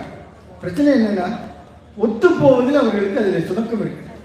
இப்போ இங்கே வந்தோம், சாமி வந்தாருன்னு உட்காருங்க. பக்கத்தில் ஒருத்தர் சொன்னார், சாமி உட்கார்ந்து மறைக்கிது இந்த டிஸ்க்கு, அவர் அடுத்த சேரில் உட்காந்து நீங்கள் கொஞ்சம் தள்ளி உட்காரணுன்னு இன்முகத்தோடு எனக்கு இடம் கொடுத்தாரு. என்ன தெரியுமா, ஒரு இடத்துல உட்கார்ந்து இன்னொருத்தர் வரும்போது எந்திரிச்சு போகிறதுக்கு ஒரு பெரிய வலி. அவருக்குரிய நண்பர்கள், ஒரு குடும்பம் அங்கே இருக்கும். அவர் அங்கிருந்து அடுத்த சேர உட்காரும்போது அவருடைய மாணவர்கள் நினைப்பாங்க, என்னுடைய ஆசிரியரை தள்ளி போக வச்சுட்டு இவர் உட்கார வைக்கிறாங்களே நினைக்கலாம். ஆனால் நாம் இங்கு எதற்காக கூடியிருக்கிறோம்? அரவணைப்பதற்காக கூடியிருக்கிறோம். ஒரே ஒரு நகர்வு மூலம் ஒட்டுமொத்த மதுரைக்கும் சகோதரர் அவர்கள் அருமையான ஒரு செய்தியை இங்கே பதிவு செய்தார்கள். இந்த வேலைகள் என்பதனால ஒரே ஒரு நகர்வு தான். இந்த எண்ணம் இருக்குல்ல, இதைத்தான் நமக்கு வேணும். இதில் செய்தி என்ன தெரியுமா? ஒரு ஊர்களில் பல ஜாதியை சார்ந்தவர்கள் இருந்தாலும் குறிப்பிட்ட ஜாதியை சார்ந்தவர்கள் மட்டும் நிலங்கள் ஒதுக்கீடு செய்யப்பட்டது ஒரு காலம். ஊர் சபை என்கின்ற 2 பிரிவுகள் அங்கே இருக்கும். எல்லாரும் ஒன்றா இருக்கிறது ஒன்று, ஒரு குறிப்பிட்ட பகுதியினர் மட்டும் இருக்கிறது ஒன்று அப்படின்னு இருக்கும். அப்படிப்பட்ட ஒரு சூழலில் நேரடியாகவே சொல்லணும்னா பிராமணர்களுக்கு என்று ஒரு நிலங்கள் ஒதுக்கீடு செய்யப்படும். ஒரு சபை, ஊர் சபை, அதில் சபைன்னு ஒன்று இருக்கு. அந்த பகுதியில் உங்களுக்கெல்லாம் நிலம் கொடுக்குறோன்னு ஒதுக்குறாங்க. என்ன, இவங்க சமயத்துக்கு உழைப்பாங்க, வேதத்தை போற்றுவாங்க, தர்மம் பண்ணுவாங்கன்ற நம்பிக்கையில செய்துட்டாங்க. அதில் வந்தது என்ன தெரியுமா? பாருங்க, முதலாம் ராஜராஜன் ராஜேந்திரனின் ஆட்சி காலங்களில் பிரமதேய கிராமங்களில் தனித்தன்மையை காக்க வேண்டி இதர வகுப்பினரின் நில உரிமைகள் சுருக்கப்பட்டன. தற்கால நோக்குக்கு இது ஏதோ ஒரு குறுகிய வகுப்புவாத அடிப்படையில் செய்யப்பட்டதாக தோன்றும். ஆனால் காரணம் அது என்று பட்டர்களும் கிராம வித்தகர்களும் சங்கம் வகித்து நடத்துவதற்காகவே ஏற்படுத்தப்பட்டுள்ளன. பிரம்மதேய சபைகளில் அமைப்புடன் மற்றவர்கள் இணைவதில் ஏற்பட்ட சங்கடங்களே உண்மையான காரணமாகும். தனித்தன்மை வகிக்க முடியாத பேரூர்களில் சபை, ஊர் என்ற இருவித மன்றங்களும் பணிபுரிந்தன என்பதை ஏற்கனவே குறிப்பிட்டுள்ளோம். பிராமணர்கள் அதிகமாக உள்ள பிரம்மதேயங்களில் மட்டும் நில உரிமைகள் மற்ற வகுப்பினர் அதிக அளவில் இல்லாமையால் அவர்களுக்கென ஊர் எனும் மன்றம் இயங்கவில்லை. பிரம்மதேய சபைகளில் அங்கம் வகிக்க நிர்ணயிக்கப்பட்ட தகுதியை பாமர வகுப்பினர் எளிதில் அடையக்கூடியவர் அல்லர். இந்த ஒரு வரிதான் இங்க முக்கியம். அவர் சொல்ல காரணம் எதற்காக அவர்கள் இங்கே இருந்து போக வேண்டும்னா, பாமரர்களுக்கு இது புரியாது, இதை அவர்கள் எளிதில் அடைய முடியாது என்ற ஒரு காரணத்தை சொல்லுகிறார்கள். பாருங்க, எளிதில் அடையக்கூடியவர்கள் அல்லர், ஆகையால் அவற்றில் அங்கம் வகிக்க முடியாது. அங்கம் வகிக்காவிட்டால் நில உரிமையும் எடுத்து கூற வழி இருக்காது. இதனால் அவர்கள் தங்களுக்கு தக்க சூழ்நிலை தேடி செல்வார்கள். இவ்வாறு இடர்பாடுகள் வரும் என்று ஆரம்ப காலங்களில் எதிர்பார்க்கவில்லை போலும். ஏனென்றால் பிரம்மதேயங்கள் எவ்வகுப்பினரும் நிலம் வைத்துக் கொள்ளலாம் என்று இருந்தது. ஆனால் நடைமுறையில் இயற்கையாகவே சில இடர்பாடுகள் தோன்றவே அரசர் கவனத்துக்கு இது கொண்டு போகப்பட்டது. ராஜராஜனின் 17ஆம் ஆண்டில் கிபி 1002 ஒரு பொது கட்டளை பிறப்பிக்கப்பட்டது. அதன்படி பிரம்மதேயங்களில் உள்ள நிலம் வைத்திருப்பவர்கள் மற்ற வகுப்பினர் எல்லோரும் தங்களுடைய நிலங்களை விற்றுவிட வேண்டும். பிராமணர்களுக்கு என்று ஒதுக்கப்பட்ட நிலத்தில் வேறு வகுப்பை சார்ந்த யாராவது நிலம் வைத்திருந்தால் அந்த நிலங்களை பிராமணர்களிடம் விற்றுவிடணும். விற்றுட்டு நீங்க வெளியில போங்க. இதுக்கு அவங்க சொன்ன காரணம், உங்களுக்கு இது புரியாது, அதனால வெளியில போங்க. வக்போர்டுல நம்ம பேசும்போது இது சொல்றது உண்டு. வக்பு திருத்த சட்டத்துக்குள்ளே இந்துக்களையோ இல்லை சில அமைப்பு சார்ந்தவர்களையோ அரசாங்கத்தை சார்ந்தவங்க உள்ள கொண்டு வரும்போது என்ன பிரச்சனை வரும்னா, அங்க எப்படி உங்களுக்கு இது தெரியாதுன்னு சொன்னாங்களோ அதுபோல இங்கே வரக்கூடிய எல்லாரும் கலெக்டரோ இல்லைன்னா வரக்கூடிய இந்து சமயத்தை சார்ந்தவரோ ஒரு இமாமா மார்க்க சட்டத்தை படிச்சுட்டு வந்தவரா, அதிசயம் திருக்குறானையும் மனனம் செய்து வந்தவரா, மார்க்கத்தை கடைபிடிக்கக்கூடியவரா இந்த கேள்வி. அந்த அடிப்படையில் குறிப்பிட்ட ஒரு சமூகம் தான் இன்றைக்கு இதற்கான இந்த நெருக்கடியை ஆளும் தரப்புக்கு கொடுத்து கொண்டிருக்கு. ரொம்ப ஒரு சிறுபான்மை நமக்கு. ஆனால் நான் ரொம்ப எளிமையாக சொல்லிட்டேன், ரொம்ப எளிமையாக நம்ம கேட்டுட்டோம். சீக்கிரமா மிக விரைவாக நிவர்த்தி பண்ணக்கூடிய இடத்துல அது இல்லை. ஏன்னா இதை செய்யக்கூடியவர்கள் இன்னைக்கு அதிகார வர்க்கத்தில் இருக்கிறார்கள். ஒரு நீதிபதி வீட்டில் தீப்பிடிக்கும் போதுதான் அங்க எத்தனை கட்டு பணம் இருக்குன்னு நமக்கு தெரிய வருது. அது வரைக்கும் வெளியில் தெரிய மாட்டேங்குது. அந்த அடிப்படையில் சகோதர சகோதரிகளே, மிக நுட்பமாக நான் சொல்லி நிறைவு செய்கிறேன். ஒரே ஒரு குறிப்பிட்ட பகுதியினரை நாம் இந்த சட்டத்தில் எழுதிக்க மாதிரி வெளியில் விரட்ட முடியாது, சரி செய்ய வேண்டும். ஏற்றுக்கொள்ளக்கூடிய மனப்பான்மைக்கு அவர்களும் வர வேண்டும் என்பதைத்தான் நாம் இங்கே பறைசாற்றி பேசிக் கொண்டிருக்கிறோமே தவிர யாரையும் இங்கிருந்து வெளியேற்ற வேண்டும் என்றோ அடிமைப்படுத்த வேண்டும் என்றோ நமக்கு தேவையும் இல்லை, அந்த எண்ணமும் நமக்கு இல்லை. அந்த அடிப்படையில் எல்லோரும் ஓர் குலம், ஒன்றே குலம் ஒருவனே தேவன் என்கின்ற திருமூல நாயனாரின் திருவாக்கினை முன்வைத்து அருமையான ஒரு சமய நல்லிணக்க கூட்டத்துக்கு ஏற்பாடு செய்திருக்கிறேன். இந்த இயக்கத்தை சார்ந்த சாதிகள் பேரவை, நான் ஆதிகள் அப்படின்னா என்ன பொருள் தேடி பார்க்கிறேன். ஹரீத் என்பதிலிருந்து பிறந்ததாக எனக்கு விளக்கம் இருக்கு. அந்த அளவுக்கு தங்களையே அர்ப்பணித்துக் கொண்டிருக்கிற இந்த பேரவை சார்ந்த அத்தனை பேருக்கும் எல்லாம் அல்ல இறைவனுடைய நல்லொரு பரிபூர்ணமாக கிட்ட வேண்டுமாக உங்களோடு அடியேனும் பிரார்த்தித்துக் கொண்டு வாய்ப்புக்கு நன்றி கூறி இடம் சார்கிறேன். வெற்றிவேல் முருகன் கருத்து.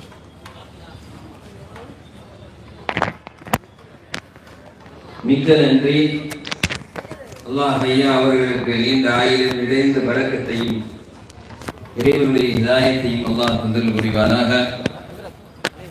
அடுத்ததாக நாம் எல்லாம் எதிர்பார்த்து கொண்டிருக்கக்கூடிய சிறப்பு பேச்சாளர், இந்த அரங்கம் அல்லாமா அஷ்ரப் அலி ஹசரத் குப்பைகளாக இருந்த எங்களை எல்லாம் ஒரு மனிதர்களாக மாற்றியவர்கள்.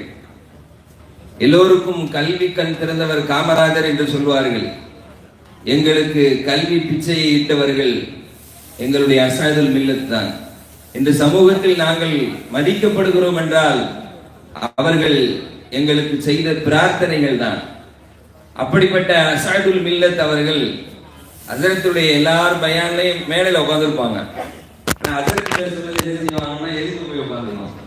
அவ்வளவு ஆர்வமாக அல்லாஹ் எங்களுடைய அஸ்ஹாதுல் மில்லத் அவர்களுடைய மன்னரை வெளிச்சமாக்குவாயாக. எப்படி எங்களோடு வாழ்ந்தார்களோ அதே போன்று நாங்கள் அவர்களோடு சொர்க்கத்தில் வாழக்கூடிய தௌஃபீக்கை நம் அனைவர்களுக்கும் அல்லாஹ் தருவானாக.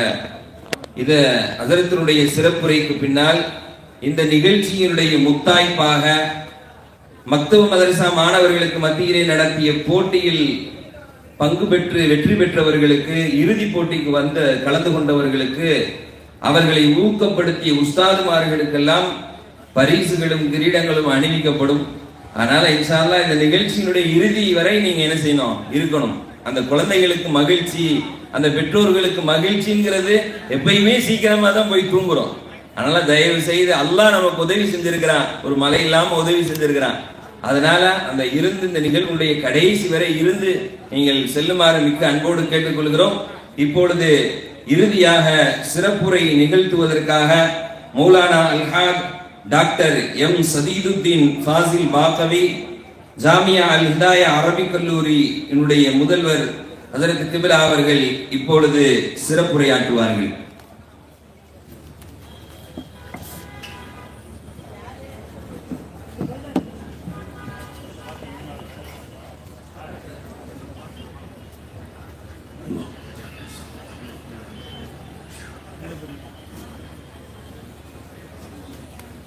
نحمده ونصلي على رسوله الكريم أما بعد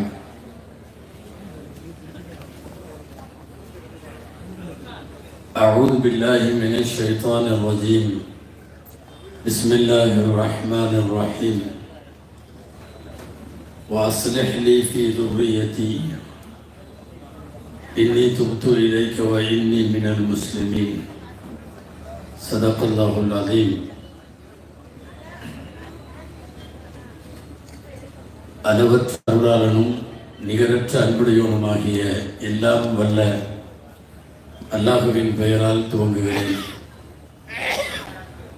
அருமை நபி ஸல்லல்லாஹு அலைஹி வஸல்லம் அவர்களின் மீதும் நற்பாக்கியங்கள் நிறைந்த அவர்களுடைய உம்மத்தின் மீதும், குறிப்பாக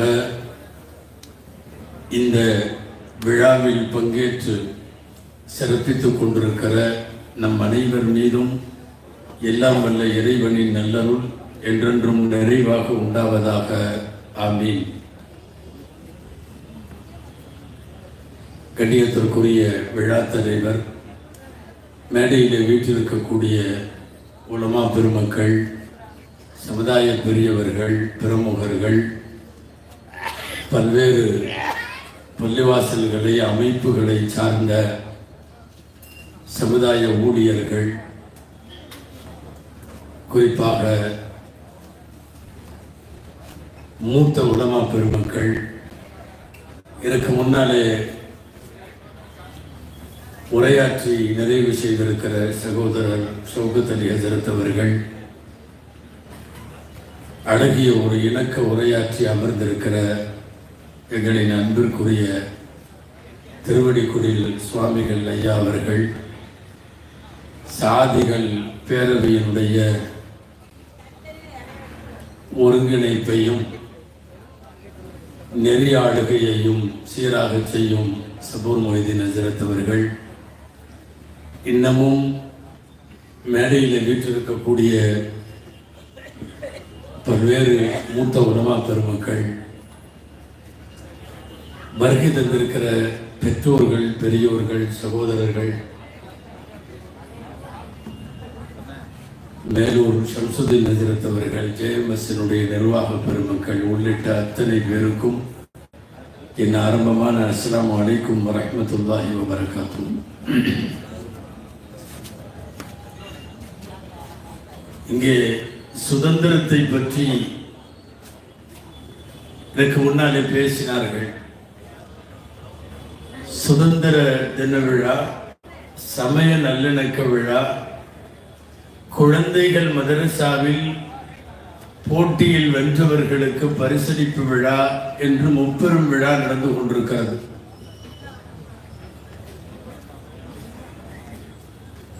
நான் எந்த பொருளிலே உங்களோடு சில நிமிடங்கள் பேசுவதென்று தெரியவில்லை. நீங்கள் நினைப்பது போல் வழக்கமான 1 மணி நேர சிறப்புரை அல்ல. சுமார் அரை மணி நேரத்திற்குள்ளாக எனது உரை நிறைவடையும் என்ற இனிய செய்தியை உங்களுக்கு சொல்லி நான் தொடங்குகிறேன். அன்பானவர்களே, சுதந்திரம் குறித்து நிறைய செய்திகள் இங்கே பேசப்பட்டது. ஐயா அவர்கள் சமய நல்லிணக்கத்தையும் இன்றைக்கு நாட்டில் நிலவி வரும் சூழலையும் அவர்களுக்கே உரித்தான நகைச்சுவை கலந்த பாணியிலே சொன்னார்கள். சமய நல்லிணக்க விழா நடத்துவதற்கு மதுரை இப்போது ஏற்ற பூமியாக இருக்கிறது. தமிழ்நாட்டில் திருப்பரங்குன்றம் உங்களுக்கு பக்கத்திலே இருக்கிறது. தொப்பியையும் தாடியையும் குறிவைத்து பேசுகிற சில பேரும் உங்களோடு இருக்கிறார்கள். அந்த அடிப்படையில் தமிழகத்தில் வேறு எங்கும் பேச வேண்டிய தேவையில்லாத அளவுக்கு இங்கு கொஞ்சம் அதிகமாக பேச வேண்டும் சமய நல்லிணக்கத்தை. ஐயா அவர்கள் அதையெல்லாம் தொடமாட்டார்களோ என்று நினைத்தேன். தொப்பியையும் தாடியையும் அடையாளப்படுத்தி சொல்லி எல்லா காவியும் ஒருபோல் அல்ல என்று இங்கே நிரூபணமாக பேசியிருக்கிறார்கள் ஐயா அவர்கள். அது என்னமோ தெரியல, எங்கேயாவது குண்டெல்லாம் வச்சா இந்த உளவுத்துறை, காவல்துறை கம்ப்யூட்டர்கிட்ட கொடுப்பாங்க, அடையாளங்கள்லாம் சொல்லி இப்படி உள்ள ஆளை வரைஞ்சு கொடுப்பாங்க. முதல்ல எல்லாம் அது மாடலா ஒரு ஆளை வரைஞ்சு கொடுக்கும். இப்போவெல்லாம் என்னன்னா கம்ப்யூட்டரை எடுத்த உடனே தொப்பியும் தாடியும் போட்டுருது. அது போட்டுட்டு அப்புறம் தான் வேற அங்க அடையாளம், அவன் வச்சிருந்த டைரி அங்க கிடைச்சது அப்படி இப்படிங்கிறானுங்கல்ல. எவனாவது வைக்கிறவன் டைரி எல்லாம் கூட வச்சுட்டு போவான். பிராக்டிக்கலாக மனித அறிவுக்கு ஒத்து வராத செய்திகளை எல்லாம் சொல்லுகிறார்கள் அல்லவா. இப்போனா கணினிக்கு கூட பழகி விட்டது. குண்டா இருந்தா கண்டிப்பா பாயா தான் இருப்பாரு அப்படின்னு சொல்லி ஒன்றை போட்டு விடுகிறது அல்லவா. நாட்டில் இப்படி ஒரு முஸ்லிம் சமூகத்தின் மீது அவதூறு பரப்பப்படுகிற சூழலில் சமய நல்லிணக்கம் ரொம்ப பேசப்பட வேண்டும். நான் அடிக்கடி சொல்வது உண்டு, அழகான வார்த்தை சமய நல்லிணக்கம். நல்லவேளை இவர்கள் நோட்டீஸ்ல மத நல்லிணக்கம்னு போடல. பொதுவா மதம்ங்கிறதே கொஞ்சம் வேற மாதிரி ஒரு ஆக்வர்டாகவும் ஒரு அர்த்தம் இருக்கிறது அல்லவா. யானைக்கு மதம் பிடித்தது என்று சொல்லுவார்கள், மதம் பிடிச்ச அலையாத அப்படின்னு சொல்லுவாங்க. ஆனால் சமயம் அழகான வார்த்தை. பச்சை பச்சையா இருக்கிற காய்கறிகள் சாப்பிடுவதற்கு ஏற்ப தயாராகிவிட்டால் சமையல் என்று சொல்லுகிறோம். ஓடி ஆடி பக்குவம் இல்லாமல் விளையாடி கொண்டிருக்கிற ஒரு விடலை பிள்ளை பருவம் எய்துவிட்டால் சமைந்து விட்டால் என்று சொல்லுவோம். சமையல் என்றாலும் சமைதல் என்றாலும் சமைஞ்சால் என்றாலும் சமயம் என்றாலும் எல்லாத்துக்கும் ஒரு பொருள் தான். என்ன தெரியுமா? பக்குவப்படுதல் என்று பொருள். மனிதனை பக்குவப்படுத்துவதற்கு தான் இந்த உலகத்தில் சமயங்கள் வந்தது. அவரவர் விரும்பியபடி சில பேர் அந்த சமயத்தை, சில பேர் இந்த சமயத்தை நிறைய எடுத்துக்கொண்டார்கள். ஆனால் சமயங்களை வைத்து சண்டை என்பது இந்த மண்ணில் கடந்த 30 வருஷமாக. அதை வைத்து அரசியல் நகர்வுகளை யார் நகர்த்த ஆரம்பித்தார்களோ அதன் மூலம்தான் சமயங்கள் சமய சண்டைகளாக உருமாறியது. அன்பானவர்களை பக்குவப்படுத்துவதற்குத்தான் சமயம். பொங்குவள சமயம் என்னும் நதிகளெல்லாம் புகுந்து கலந்து என்று தமிழ் புலவர்கள் துவக்க காலத்திலிருந்து சமயங்களை அமைதியின் அடையாளங்களாக பார்த்தார்கள். அது கலவரத்தின் அடையாளமாய், வன்முறையின் அடையாளமாய், பிற்படுத்தப்பட்ட மக்கள் மீதான கட்டவிழ்ப்பாய் இந்தியாவிலே மாறி போயிருக்கிற சமயங்கள் என்பது ஒரு சில அரசியல் மத துவேஷிகளால் தான். சமய நல்லிணக்கம் பேசப்பட வேண்டிய, போற்றப்பட வேண்டிய ஒரு முக்கியமான காலகட்டத்தில் இன்றைக்கு நாமெல்லாம் இருக்கிறோம். அன்பானவர்களே, இந்தியாவில் 8 சமயங்கள் பிறந்தது. 8 சமயங்களுக்கு பர்த் பிளேஸே இந்தியா தான். இங்க வெறுமனே இந்து மதம் மாத்திரம் தோன்றல. சொல்ல போனால் அரபுலகத்தில் இருந்து வந்தது இஸ்லாம், பலஸ்தீனத்திலிருந்து வந்தது கிறிஸ்தவம். கிறிஸ்தவத்தினுடைய பிறப்பிடம் பலஸ்தீன். ஹஜ்ரத் ஈசா அலைஹிஸ்ஸலாம் பிறந்தது பைத்துல் லஹம் என்கிற பெத்லஹேம் என்று என்கிறார்கள் அல்லவா. எங்கெங்கிருந்தோ வந்தது. இந்த நாட்டிலேயே 8 சமயங்கள் தோன்றி இருக்கிறது. எந்த சமயங்களிடையேயும் எந்த காலத்திலேயும் சமய ரீதியாய் கலவரம் இல்லை. புரட்சிகளின் போது இங்கே பிரச்சனை வந்தது, சுதந்திரங்களின் போது இங்கே பிரச்சனை வந்தது. சமயத்திற்காக பிரச்சனை வந்ததா என்றால், ஒரு கட்சி தனது அஸ்திவாரத்தை, ஒரு கட்சி தன்னுடைய அரசியல் இருப்பை மததுவேஷத்தோடு வந்த போது மட்டும்தான் சமய நல்லிணக்கத்திற்கு பேராபத்து வந்தது. அன்பானவர்களே, சமய நல்லிணக்கத்தை இஸ்லாமிய பார்வையில் பேசுகிற போது ஒரு செய்தி சொல்லியாக வேண்டும். பெருமான் முஹம்மது ரசூலுல்லாஹ் ஸல்லல்லாஹு அலைஹி வஸல்லம்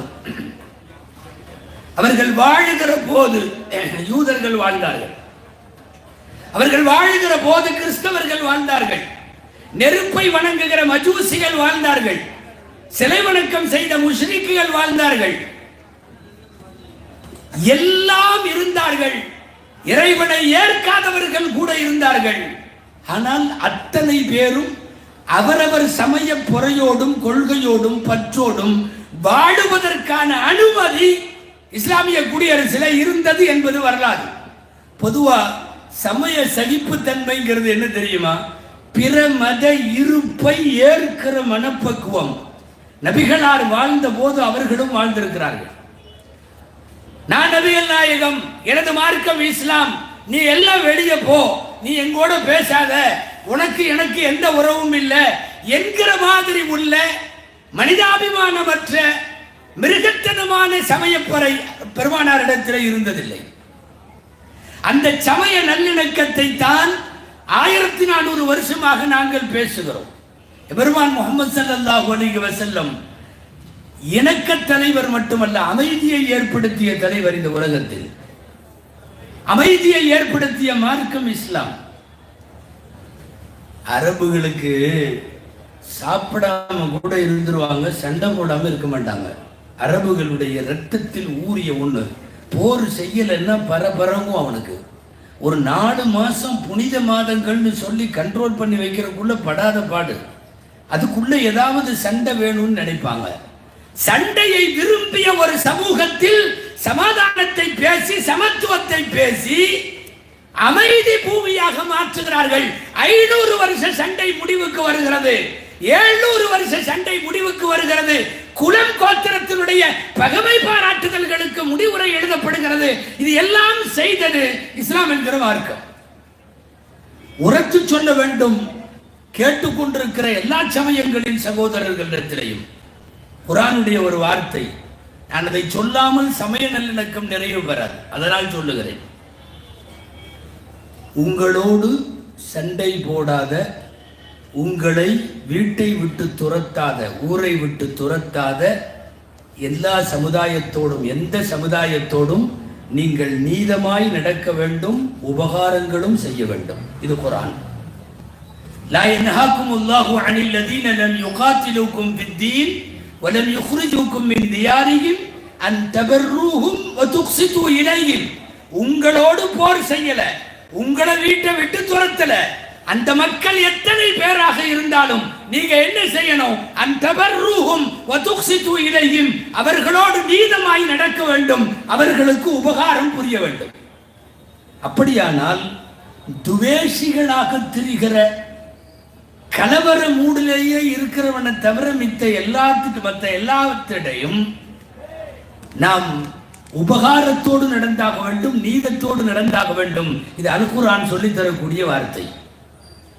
அன்பானவர்களே, அப்படிப்பட்ட அடிப்படையில் தான் சமய நல்லிணக்கத்தை இன்றைக்கு பள்ளிவாசல்கள் நடத்துகிறது, மதரசாக்கள் நடத்துகிறது. ஐயா சொன்னாங்க, சுதந்திர தினத்தினுடைய ஆர்வத்தில் 10ஆம் தேதியை நீங்க கொண்டாடுறீங்கன்னாங்க. நான் ஐயா அவர்களுக்கு அவர்களின் வழியாக இந்த நாட்டினுடைய பன்மை சமூகத்திற்கு சொல்லுகிறேன், நாங்கள் பள்ளிவாசல்களில் கொடியேற்றுகிறோம், எங்கள் மதரசாக்களில் கொடியேற்றுகிறோம், எங்களுடைய முஸ்லிம் மஹல்லாக்களில் எல்லாம் கொடியேற்றுகிறோம். இந்த நாட்டில் வாழுகிற எல்லா சமயத்தவர்களும் கொடியேற்றுவார்களான்னு தெரியல, ஆனால் ஏற்ற வேண்டும் என்கிறோம். சுதந்திரத்திற்கான அத்தனை செய்திகளிலும் ஒவ்வொரு மூளை முடுக்கெல்லாம் முஸ்லிம்களின் பெயர் உண்டு. எனவே சுதந்திர தினத்தை கொண்டாடுவதற்கு நீண்ட நெடுங்காலத்தினுடைய தியாக வரலாற்றை கையில வைத்திருக்கிற எங்களுக்கு அதற்கான தார்மீக உரிமை எப்போதும் உண்டு என்கிற அடிப்படையில் ஆனந்த சுதந்திரம் அடைத்து விட்டோம் என்று பள்ளுப்பாடுவது முஸ்லிம் சமூகம். திருக்குர்ஆனின் வழி நெடுகிலும் சமய நல்லிணக்கத்தை பற்றிய இப்படிப்பட்ட செய்திகள் நிறைய பார்க்கிறோம். சுதந்திர தின விழாவில் சமய நல்லிணக்கத்தை விழா எடுத்து பேச வேண்டிய சூழல் ஒரு 79 வருஷத்துக்கு முன்னாடி வந்திருக்கு. 79 வருஷம் ஆச்சு இந்தியாவுக்கு சுதந்திரம் கிடைச்சு. இன்னைக்கும் நாம நம்ம ஓட்டெல்லாம் என்ன ஆச்சோன்னு கேள்விக்குறியோடு உட்கார்ந்துருக்கிறோம். இந்த நாட்டில் எத்தனை லட்சம் ஓட்டு போட்டாங்களோ என்கிற கேள்வியோடு 80 வருஷ சுதந்திரம், அல்லாஹு அக்பர், ஒரு நீண்ட சுதந்திர இந்தியாவினுடைய வரலாற்றில் நிறைய பக்கம் கருப்பாய் அழுக்குகளாய் படித்திருக்கிற இந்த வன்மங்கள் துடை தெரியப்பட வேண்டும். சுதந்திரம் திரும்ப திரும்ப பேசணுமா, பேசி ஆகணும், இல்லைன்னா வேற மாதிரி ஆயிரும். இப்போலாம் டிவியில இந்த டெப்த்ல விவாதத்திலேயே உட்காந்து பேசுறான். என்னன்னா, உங்களுக்கு தேசத்தந்தை காந்தினா எங்களுக்கு கோட்சேவும் தேசத்தந்தைங்கிறான். நாம் விளையாட்டெல்லாம் சொல்லலை, யார் மேலேயும் அவதூறு சொல்லலை. கோட்சேவை தேசத்தந்தை என்று சொல்லுகிற துரோகிகள் இந்த நாட்டில் இருக்கிறார்கள். நல்லிணக்கம் எப்படி வரும்? தேசத்தந்தையை கொலை செய்தவனை இங்கே தியாகி எல்லாம் துரோகிகளாக்கப்படுகிறார்கள், துரோகிகள் எல்லாம் தியாகியாக்கப்படுகிறார்கள், துரோகிகள் எல்லாம் தியாகியாக்கப்படுகிறார்கள். நீங்களாம் கேள்விப்பட்டிருப்பீங்க, அடிக்கடி சொல்லியிருக்கோம். மத்திய பிரதேசத்தில் 11, 12ஆம் வகுப்பு மாணவர்களுக்கு ஒரு திறனாய்வு போட்டி நடத்தினான் மத்திய பிரதேசத்தில். இந்த திறனாய்வு போட்டியில் மாணவர்களுக்கு கொடுக்கப்பட்ட வினாத்தாள், இதுக்கு அதுக்கு ஆர்கனைசிங் எல்லாம் மாவட்ட கலெக்டர். அந்த போட்டி, அதுவும் சிபிஎஸ்சி அந்த இதில் உள்ளது. அதில் என்ன கேள்வி கேட்குறான்னு தெரியுமா? 11, 12ஆம் வகுப்பு மாணவர்களுக்கு கொடுத்துருக்கிற இதில் கேள்வியில் காந்தி எதனால் தற்கொலை செய்து கொண்டார்னு கேட்குறான். நீங்கள் திருன்னு முடிக்கிறீங்க, அவர் எப்போ தற்கொலை பண்ணாருன்னு. கொஞ்சம் கொஞ்சமாக வரலாற சன்னஞ்சன்னமாக சிதைக்கிறதுங்கிறது இதுதான். 10வது 11வதுக்கு காந்தி எதனால் தற்கொலை செய்து கொண்டார்னு கேட்கிறான்னா, வரலாற்றில் இவர்கள் வேறு விதமாக திருத்தம் செய்கிறார்கள். நம்ம நிலைமை சுதந்திர இந்தியாவில் இதை பேசுகிறோம். நம்ம பையனுக்கு என்ன தெரியும்? அவன் கண்டதெல்லாம் எழுதி வச்சான். மனைவி கூட பிரச்சனை போல் இருக்கு, அதனால தற்கொலை பண்ணிட்டாரு. கடன் வாங்கி கொடுக்க முடியலையாட்டு இருக்கு, அதனால போயிட்டாரு. இது என்னன்னா, 10 தடவை இந்த கேள்வியை திரும்ப திரும்ப கேட்கிற போது அடுத்த தலைமுறை வேறு காரணத்தை தேடும். அவர் மததுவேஷத்தால் கொல்லப்பட்டார், இந்த நாட்டில் இணக்கத்திற்காக போராடிய ஒரு களப்போராளியாக அவர் கொல்லப்பட்டார் என்கிற வரலாறு வசதியாக மறந்து போய்விடும். அதுக்கு திட்டமிட்டு செய்கிற சன்னஞ்சன்னமான சதி. கோட்சேவெல்லாம் இன்னைக்கு பெரிய தலைவராகி விட்டார். சமய நல்லிணக்க விழாவில் வருத்தத்தோடு பதிவு செய்ய வேண்டியது இருக்கிறது. கோட்சே நம்ம ஜோப்புக்குள்ள கூட வந்திருக்கிறார். இந்த ரூபா நோட்டெல்லாம் மாறி செல்லுங்க. டிமான்ஸ்ட்ரேஷனுடைய நேரத்தில் மு மேத்தா ஒரு கவிதை எழுதினார். மு மேத்தா கவிதை தினமணியில் வந்தது. கவிதை எதை பற்றினா இதை ரூபா நோட்டு மாறினதை பற்றி எழுதினார். நல்ல தலைப்பு. பணம் பலவும் செய்யும்னு எழுதியிருந்தார். பத்தும் செய்யும் அல்ல, பலவும் செய்யும்னு. நம்ம தைரியமாக சொல்லலாம், ஏன்னா எழுதுனது மேத்தா தானே, நம்ம மாட்டிக்க மாட்டோம். அவர் என்ன சொன்னார் தெரியுமா? புதுசாக வந்திருக்கிற நோட்டை பற்றி சொன்னார். முன் பக்கம் ரூபாய் நோட்டினுடைய முன் பக்கம் காந்தி போட்ட கண்ணாடி, பின்பக்கம் காந்தியை போட்ட கண்ணாடி அப்படின்னு எழுதினார் மேத்தா.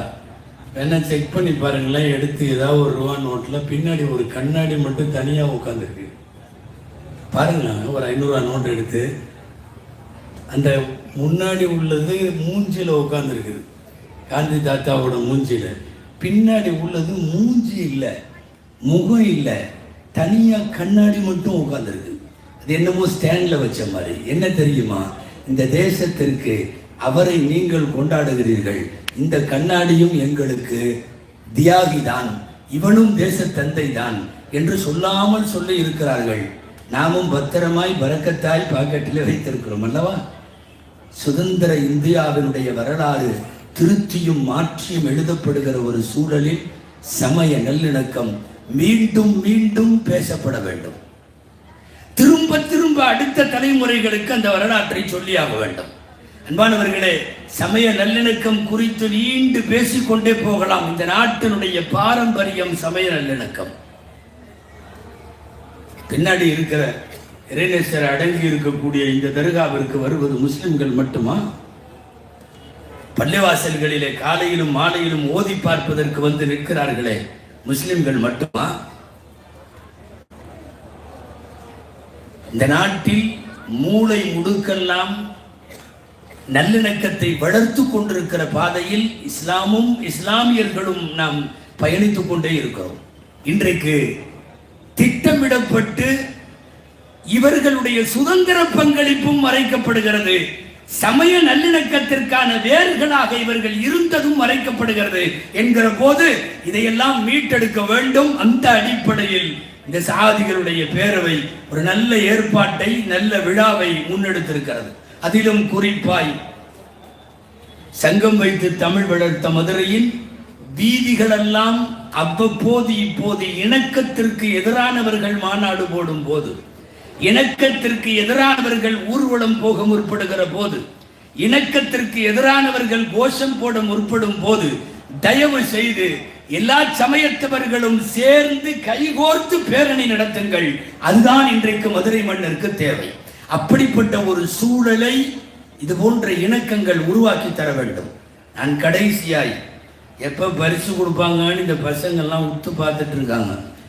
இவர் வேற பேசிக்கிட்டே இருக்காருன்னு என்னை திட்டிட்டு இருப்பான் அந்த பையன்லாம்.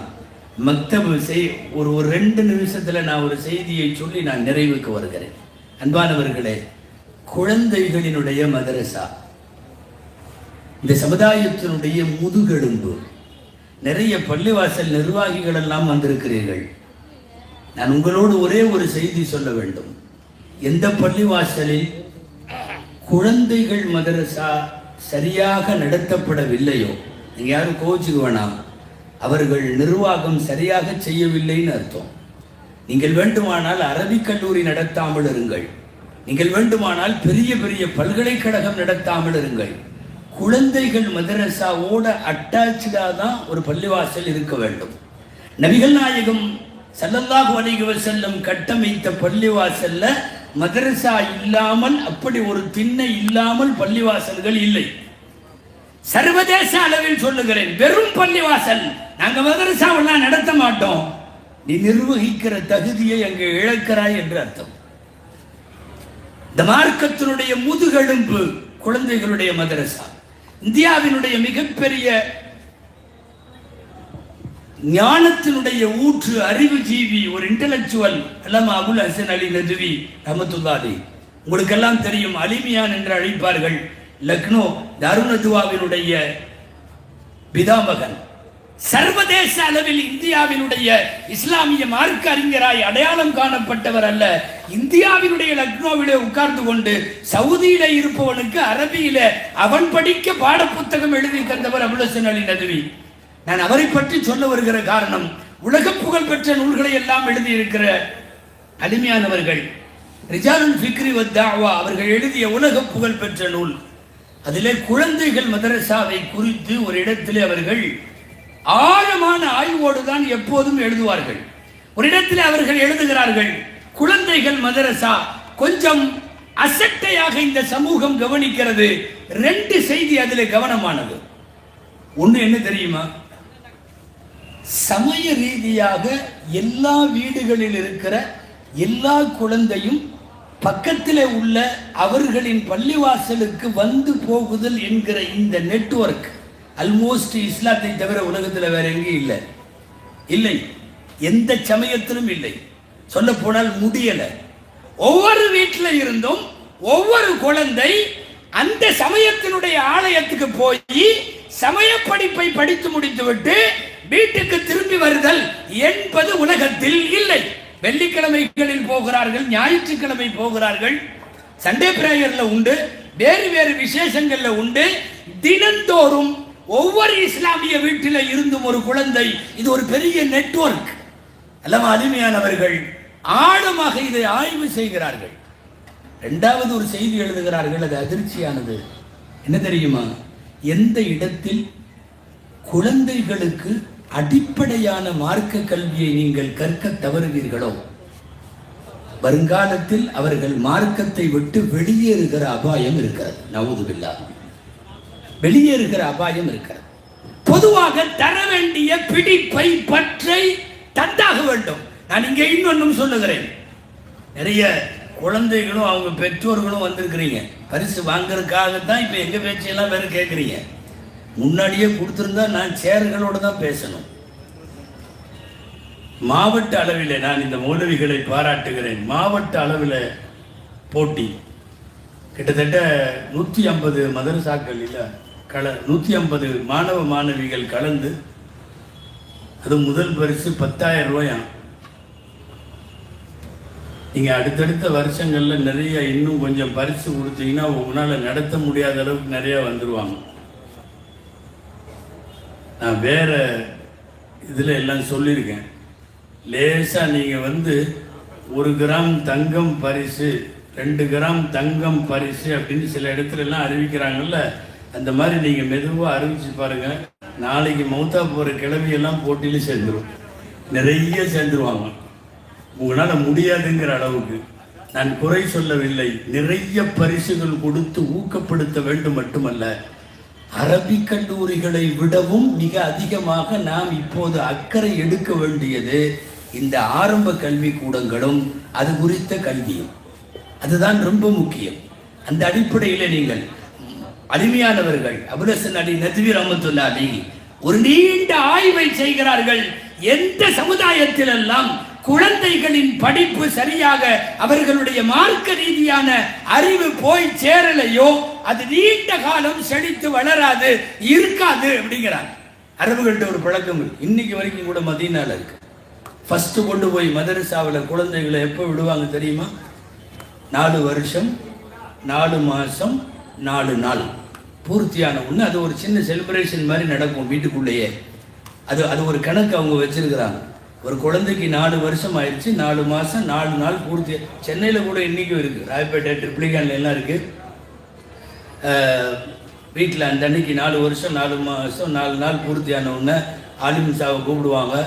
நாங்கள் உட்காந்துருக்கோம், குழந்தைய மடியில் உட்கார வச்சு ஒரு தட்டில் சர்க்கரையோ அல்லது அரிசியோ வச்சு குழந்தையோட விரலை பிடிச்சி பிஸ்மி போட்டு அலிஃப் அப்படின்னு எழுதி பே அப்படின்னு எழுதி விடுவோம். அது சர்க்கரையில் எழுதி விடுறது இன்றைக்கும் சென்னையில் எல்லாம் இருக்குது, நிறைய இடங்கள்ல இருக்குது. இது அசல்ல மதீனாவில் பூர்வ குடிமக்களாக முதல் தலைமுறை இருந்த முஸ்லீம்கள்ட்ட இருந்து வந்தது. கரெக்டாக 4 வருஷம் 4 மாதம் 4 நாளில் ஒரு குழந்தை உள்ளே போச்சுன்னா 8-9 வயசுல எல்லாம் சரளமாக குரான் ஓதுற மாதிரி வெளியே வந்துடும். குரான் படிக்க தெரியும், மார்க்கத்தினுடைய அறிவு தெரியும். நம்ம பையன் எஸ்எஸ்எல்சி படிக்கிறவன் இன்னும் அவனுக்கு குரான் பார்த்து ஓத தெரியாது. காலேஜ் ஃபைனல் இயர் முடிக்கிற பிள்ளைகளுக்கு இன்னும் குரான் பார்த்து ஓத தெரியாது. நான் சொல்ல வர்றது, அடிப்படை மக்தபு மதரசாக்களை மேம்படுத்தாத வரைக்கும் எந்த விதத்திலையும் நாம் முன்னேறிவிட முடியாது. அந்த அடிப்படையில் ஒரு பெரிய ஒரு புரட்சிகரமான திட்டம், இதை நீங்கள் இந்த ஆண்டல்ல வருடந்தோறும் இதை நடத்துங்கள் இன்ஷா அல்லாஹ். வருடந்தோறும் சிறந்த பரிசுகளை தாருங்கள். மக்தபு மதரசாக்கள் உயிர்ப்பிக்கப்பட வேண்டும். கடைசியாய் நிர்வாகிகளுக்கு ஒரு செய்தியை சொல்லி முடிக்கிறேன். சென்னையின் பல இடங்களில் நிலவுகிற உலக ரீதியான கல்வி சூழலில் இந்த மதரசாக்களுக்கு வராதவர்களினுடைய பல்வேறு நிலைகளை கருத்தில் கொண்டு சில நிர்வாகங்கள் என்ன செய்திருக்கிறது தெரியுமா? அசர் டு மகரிப்ல பள்ளிவாசல்ல இருந்து வேன் வச்சிருக்காங்க, மினி ஆட்டோ வச்சிருக்காங்க. அது அந்த குடியிருப்பு பகுதியில் அது போய் ஒரு ரவுண்ட் அடித்து அசர் நேரம் எல்லாத்தையும் கூட்டிகிட்டு வந்து பள்ளிவாசலில் இறக்குறாங்க குழந்தைகளை. திரும்ப மகரிப் தொழுது முடித்த உடனே அந்த ஆட்டோ அல்லது அந்த வேன் பூராத்தையும் கூட்டிகிட்டு போய் டோர் டெலிவரி பண்ணிட்டு குழந்தைகளை வந்துடுறாங்க. இது பெரிய செலவா? அதெல்லாம் ஒன்றும் இல்லை.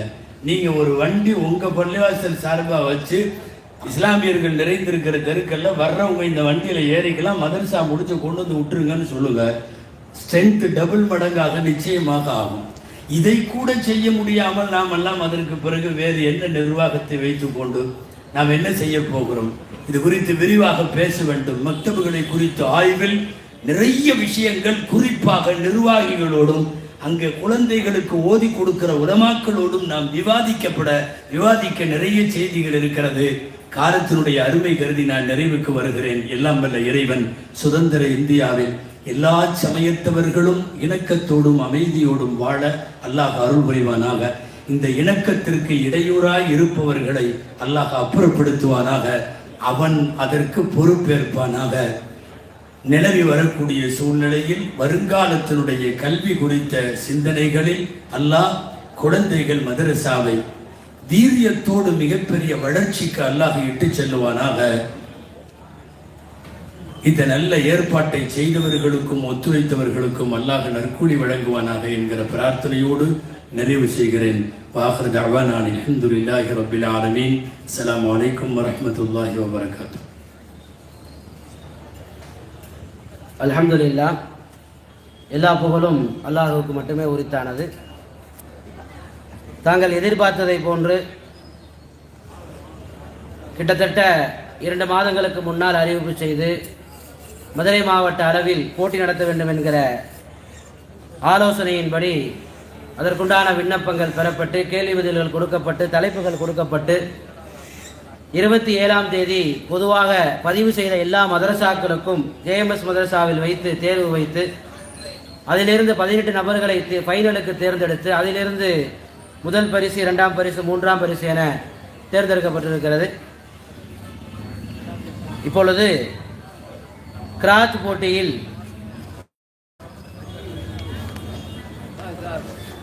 போட்டியில் முதல் பரிசை பெறக்கூடிய மாணவர் அல் மராஷித் மக்தப் மதரசாவினுடைய மாணவர் முகமது சுஹைப் அவர்கள் முதல் பரிசை பெறுகிறார். அவருடைய ஆசிரியர் மௌலவி அபூபக்கர் சித்திக் யூசுஃபி அவர்களும் மேலைக்கு வரவும்.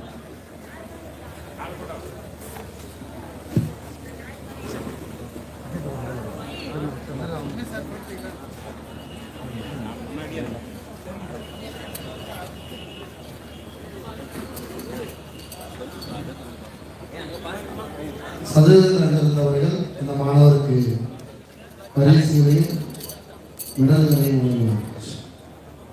நாரே தக்பீர், நாரே தக்பீர், நாரே தக்பீர். உஸ்தாத் அவர்களுக்கும் கண்ணியத்தின் அடிப்படையில் மெடல்களும் வழங்கப்படுகிறது. நாரே தக்பீர், நாரே தக்பீர். பயான் போட்டியில் முதலாவது பரிசு பெறக்கூடிய மாணவி மக்தப் பொறியாளர் நகர் பள்ளிவாசலின் மக்தப் போதக்கூடிய மாணவி என் ஆசியா ஷெரீன், தகப்பனார் பெயர் நசீர் அலி அவர்கள் பயான் போட்டியில் முதல் பரிசு பெறுகிறார். அவருடைய ஆசிரியர் மௌலவி அப்துல்லா சாதி அவர்களும் மேடைக்கு வருமாறு மிக அன்போடு கேட்டுக்கொள்கிறேன். இந்த பரிசையும் சதீஸ் அவர்களை வழங்குவார்கள். நாரே தக்பீர்,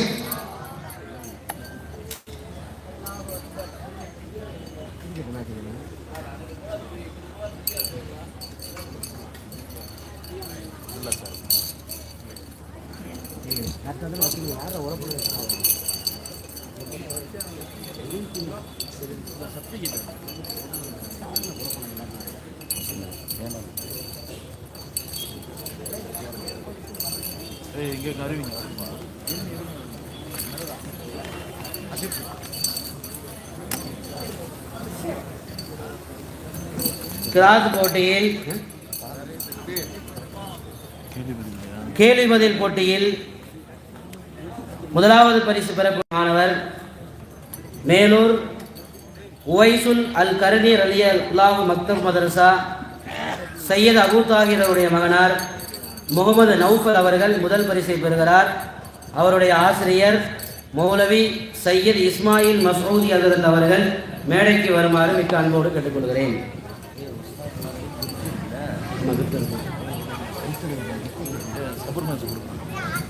இந்த பரிசை ஷம்சுத்தீன் ஆலிம் ரஹ்மான் ஹஜ்ரத் அவர்கள் வழங்கி கௌரவிப்பார்கள்.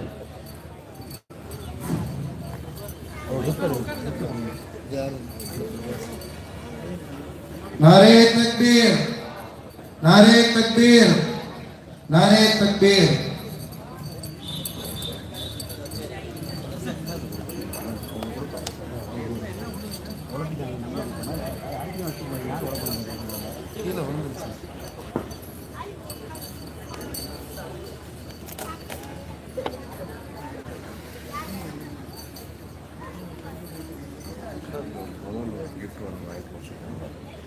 அவர்களை திறமையாக உருவாக்கியதன் காரணமாக ஹஸரத் அவர்களுக்கு சிறிய பரிசு எல்லாத்துக்கும் இருக்கு. அது முதல் 2 பேருக்கு கொடுக்க முதல் 2 வாங்குவோம். கிராத் போட்டியில் 2வது பரிசு பெறக்கூடிய மாணவி மதரசா சுங்கம்பள்ளி தீனியாத் மதரசாவை சார்ந்தவர். தகப்பனார் பெயர் சையத் அப்துல் காதர், மாணவியின் பெயர் நுசைபா தஸ்லீம் அவர்கள் கிராத் போட்டியில் 2வது பரிசை பெறுகிறார். அவருடைய ஆசிரியைக்கு பெண்கள் பகுதியில் வைத்து கௌரவம் செய்யப்பட்டு விட்டது. இந்த பரிசை மதுரை மாவட்ட அரசு காதி அவர்கள் வழங்கி கௌரவப்படுத்துவார்கள். நுசைபா தஸ்லீமா இந்தாங்க இந்தாங்க இந்தாங்க. नारे तकबीर, नारे तकबीर, नारे तकबीर। பயான் போட்டியில் 2வது பரிசு மேலூர் ஹஜரத் அப்துல்லா இப்னு உமர் ரலியல்லாஹு மக்தப் மதரசா. தகப்பனார் பெயர் அப்துல் சலாம், மாணவர் பெயர் ஏ ஆக்கில். அவருடைய ஆசிரியர் மௌலவி அப்துல் ரஹீம் ஹசனி அவர்களும் மேடைக்கு வருமாறு மிக்க அன்போடு கேட்டுக்கொள்ளப்படுகிறது. இந்த பரிசையும் மதுரை மாவட்ட அரசு காசியர் அவர்களே வழங்கி கௌரவிப்பார்கள்.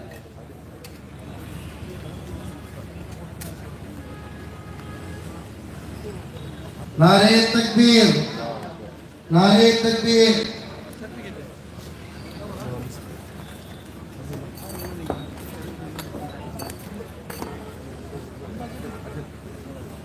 ஆசிரியர் அவர்களுக்கு கண்ணியப்படுத்த முடியும். नारे तकबीर। கேள்வி பதிலில் 2வது பரிசு பேரையூர் மதரசா தாருசலாம் ஜும்மா பள்ளிவாசலின் போதக்கூடிய மாணவி. அவருடைய தகப்பனார் பெயர் ஜாஃபர் அலி, மாணவி பெயர் ஷிரீன் பாத்திமா. அவருடைய ஆசிரியர் மௌலவி முகமது அலி ஃபைசி ஹஜரத் அவர்கள்.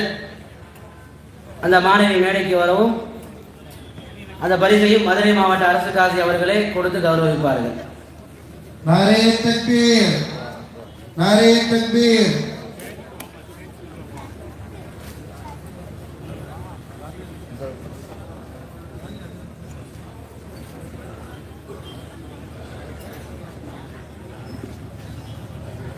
கிராத் போட்டியில் 3வது பரிசு பெறக்கூடிய மாணவர் மௌலவி மொத்தக்கடையை சார்ந்த மஸ்ஜிதை சல்மா அன்னை நகர் பள்ளியின் மாணவர். தகப்பனார் பெயர் காதர் மைதீன் கா ஷரீப் அகமது அவர்கள் 3வது பரிசு பெறுகிறார். அவருடைய ஆசிரியர் மௌலவி ரஃபீக் ரஹ்மான் அவர்கள் மேடைக்கு வருமாறு மிக்க அன்போடு கேட்டுக்கொள்ளப்படுகிறது. இந்த பரிசை சௌகத் அலி அவர்கள் வழங்கி கௌரவம் செய்வார்கள். नारे तकबीर, नारे तकबीर, नारे तकबीर। சிறந்த ஆசிரியர் விருதை ரஃபீக் ரஹ்மான் சாஹிப் அவர்களுக்கு ஹஸரத் அவர்கள் வழங்குவார்கள். नारे तकबीर, नारे तकबीर, नारे तकबीर। பயான் போட்டியில் மூன்றாவது பரிசு அதே அன்னை நகரை சார்ந்த கொத்தக்கடை எஸ் அப்துல் ரியாஸ், தகப்பனார் பெயர் சிக்கந்தர், ஆசிரியர் மௌலவி ரபீக் ரஹ்மான் சாதி.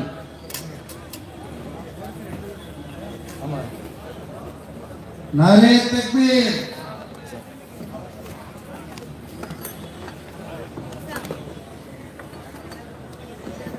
கேள்வி பதிலில் மூன்றாவது பரிசு திருப்பரங்குன்றம் ஹதரத் சுல்தான் சிக்கந்தர் பாதுஷா மக்தப் மதரசாவை சார்ந்த தகப்பனார் பெயர் முகமது அலி, மாணவியின் பெயர் இசால் பாரிசா, ஆசிரியர் மௌலவி ஃபுரோஸ்கான் முபஸ்ஸரி அவர்கள் மேடைக்கு வருமாறு மிக்க அன்போடு கேட்டுக்கொள்ளப்படுகிறது. இதை நமது தவத்திரு அவர்கள் வழங்கி கௌரவிப்பார்கள். नारे तकबीर, नारे तकबीर, नारे तकबीर। ஒட்டி நில்லுங்க அவருக்கு மட்டும். नारे तकबीर, नारे तकबीर, नारे तकबीर। அதே மாதிரி ஃபைனலுக்கு வந்தவங்களுக்கு மேடை ஏற்றி கண்ணியப்படுத்தணும் அப்படிங்கிறதுனால பயான் போட்டி கிராத் போட்டியில் 4ஆம் இடம் பெற்றிருக்கக்கூடிய சையத் ஹைதர் அலி அவர்களின் மகளார் மஸ்ரூரா ஆஃபியா அவர்கள் மேடைக்கு வருமாறு மிக்க அன்போடு கேட்டுக்கொள்ளப்படுகிறது. அவருடைய ஆலிமா அவர்களுக்கு கண்ணியம் செலுத்தப்பட்டு விட்டது. அங்கே வைத்து கண்ணியப்படுத்தப்பட்டு விட்டது. கொடுக்க சொல்லியிருக்கீங்களா? அப்படி மெர்லின் ஆஜியார் அவர்கள் இந்த பரிசை வழங்கி கௌரவிப்பார்கள். கண்ணியப்படுத்துங்கன்னு சொல்லுங்க. அங்க பெண்கள் பகுதியில் ஆலிமா வஹீதா பானு அவங்கள கண்ணியப்படுத்துங்க. नारे तकबीर।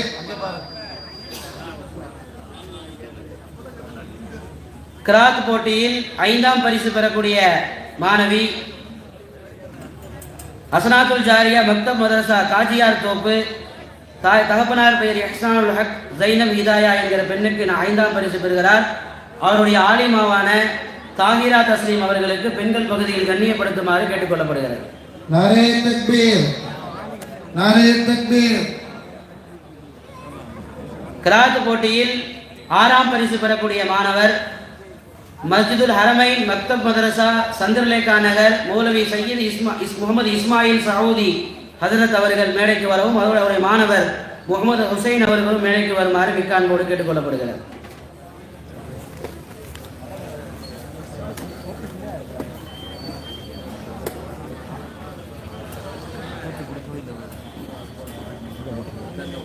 नारे तकबीर, नारे तकबीर, नारे तकबीर।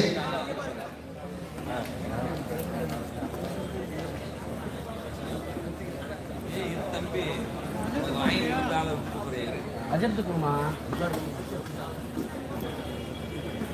இல்லைங்க, அஜத்துக்கு மட்டும் இல்லைங்கப்பா கோல்டு.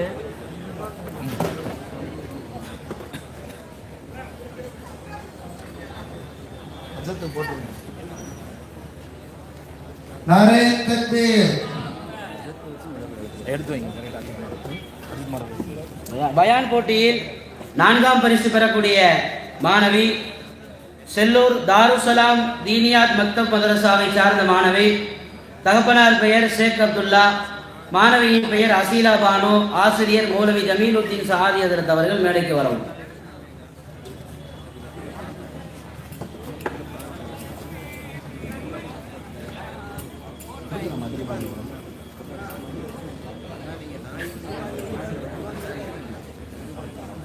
உஸ்தாத்மார்களுக்கு சபூர் அவர்கள் போடுமாறு மிக்க அன்போடு கேட்டுக்கொள்ளப்படுகிறது. नारे तकबीर। 5ஆம் பரிசு பயான் போட்டியில் தாருசலாம் பேரையூர் மக்தப் மதரசாவை சார்ந்தவர் பெயர் சனா, தகப்பனார் பெயர் நூர் பிஸ்மில்லா பைதி அவர்கள், அவருடைய ஆசிரியர் மௌலவி முகமது இஸ்மாயில் பைதி அவர்களும் மேடைக்கு வருமாறு மிக்க அன்போடு கேட்டுக்கொள்ளப்படுகிறது. சர்டிபிகேட் வாங்கி ஆலிம்களுக்கு அந்த உஸ்தாதுக்கு சபூர் மசா வந்து போடுவாங்க. சார்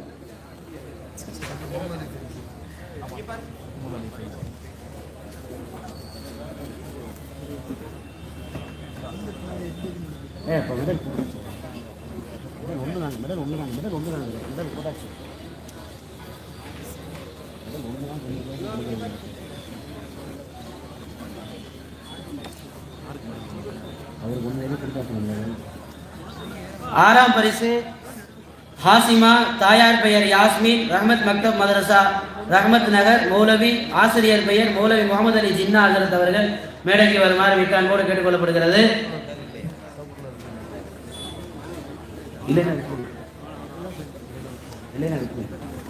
நாராயணத்துக்கு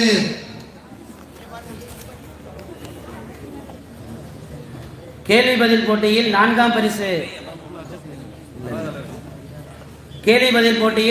பரிசு முகமது ஹாஃபிஸ், தகப்பனார் பெயர் ஹக்கீம், மதரசா ஹஜ்ரத் அலி ஃபாத்திமா அலி மக்தப் மதரசா மேலூர் அவர்கள் மேடைக்கு வருமாறு மிக்க அன்போடு கேட்டுக்கொள்கிறேன். யார் அவங்க? பையன் வரலையா? வரல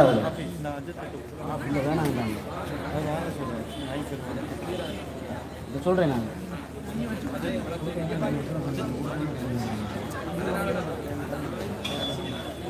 ஆறாம் பரிசு பெயர் அஸ்னாஸ், தாயார் பெயர் தகப்பனார் பெயர் நூர் முகமது, மதரசா சுங்கம்பள்ளி மதத்தப் மதரசா. ஆசிரியர் பெயர் ஆலிமா ரோஷன் சபீகா அவர்களுக்கு பெண்கள் பகுதியில் கண்ணியப்படுத்துமாறு மிக்க அன்போடு கேட்டுக்கொள்ளப்படுகிறது.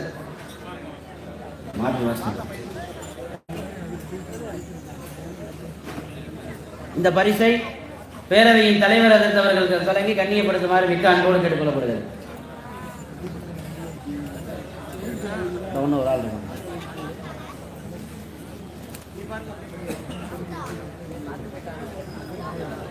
ஐந்தாம் பரிசு பெயர் ஆசிஃபா, தகப்பனார் பெயர் நசீர் அலி, மதரசா மஸ்ஜிதுர் ரஹ்மான் ஜும்மா பள்ளிவாசல். அவருடைய ஆசிரியர் மௌலவி முகமது அப்துல்லா சாரி அவர்கள்.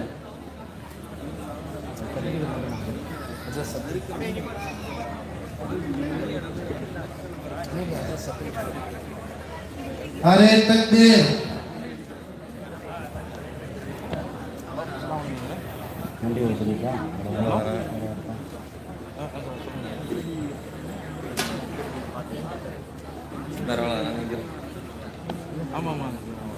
அல்ஹம்துலில்லாஹ், அல்லாஹ்வுடைய கிருபையால் பரிசளிப்புடைய நிகழ்வுகள் முடிந்துவிட்டது. ஏதாவது அதுல முன்ன பின்ன ஏதாவது இருக்குமே ஆனால் இன்ஷா அல்லாஹ் அதை வந்து பேரவையினுடைய செயலாளர்ல தெரிவிச்சுங்க. சில நேரத்தில் சர்டிபிகேட்ல பேரோ இல்லை வேற ஆள் மாற்றி கொடுக்கப்பட்டிருந்தால் தயவு செய்து அதை இது பண்ணிருங்க. ஆறுதல் பரிசு கலந்து கொண்ட அனைவருக்குமே ஆறுதல் பரிசும் சர்டிபிகேட்டும் இருக்கு. அதை தயவு செய்து வாங்காம போயிடாங்க. கலந்து கொண்ட எல்லா நபர்களுக்கும் என்ன செய்யுது, ஆறுதல் பரிசு இருக்குது, சர்டிபிகேட் இருக்கு. அதை தயவு செய்து வாங்கிக்கோங்க. அடுத்ததாக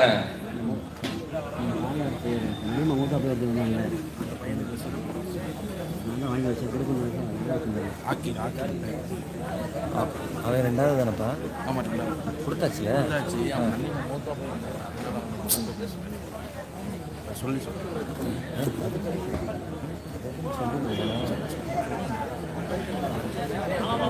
நல்லா இறுதியாக நன்றியுரையை நிகழ்த்துவதற்காக நமது பேரவையினுடைய பொருளாளர் அல்லாமா நயினார் முகமது ஹசரத் சாதி அவர்கள் நன்றியுரை நிகழ்த்துவார். அஸ்ஸலாமு அலைக்கும் வரஹ்மத்துல்லாஹி தஆலா பரகாத்துஹு. அல்லாஹ்வுடைய மாபெரும் கிருபையால் இந்த முப்பெரும் விழா சிறப்பாக நடைபெற்று நிறைவுக்கு வந்துவிட்டது. அல்ஹம்துலில்லாஹ், எல்லா புகழும் அல்லாஹ்வுக்கே.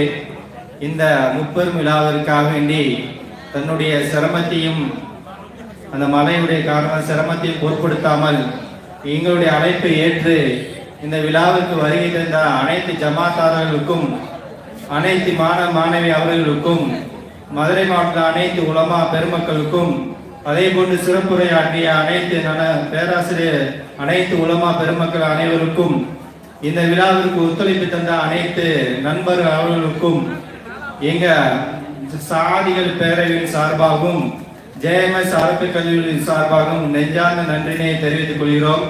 ஜஸாக்குமுல்லாஹ் கைரன் ஃபித் தாரைன். அஸ்ஸலாமு அலைக்கும் வரஹ்மத்துல்லாஹி தஆலா பரகாத்துஹு. இறுதியாக இந்த நிகழ்விற்கு துஆ செய்வதற்காக எங்களது பேரவையினுடைய துணைத் தலைவர் அப்துல் ஹக் சானி ஹஜ்ரத் அவர்கள் துஆ செய்வார்.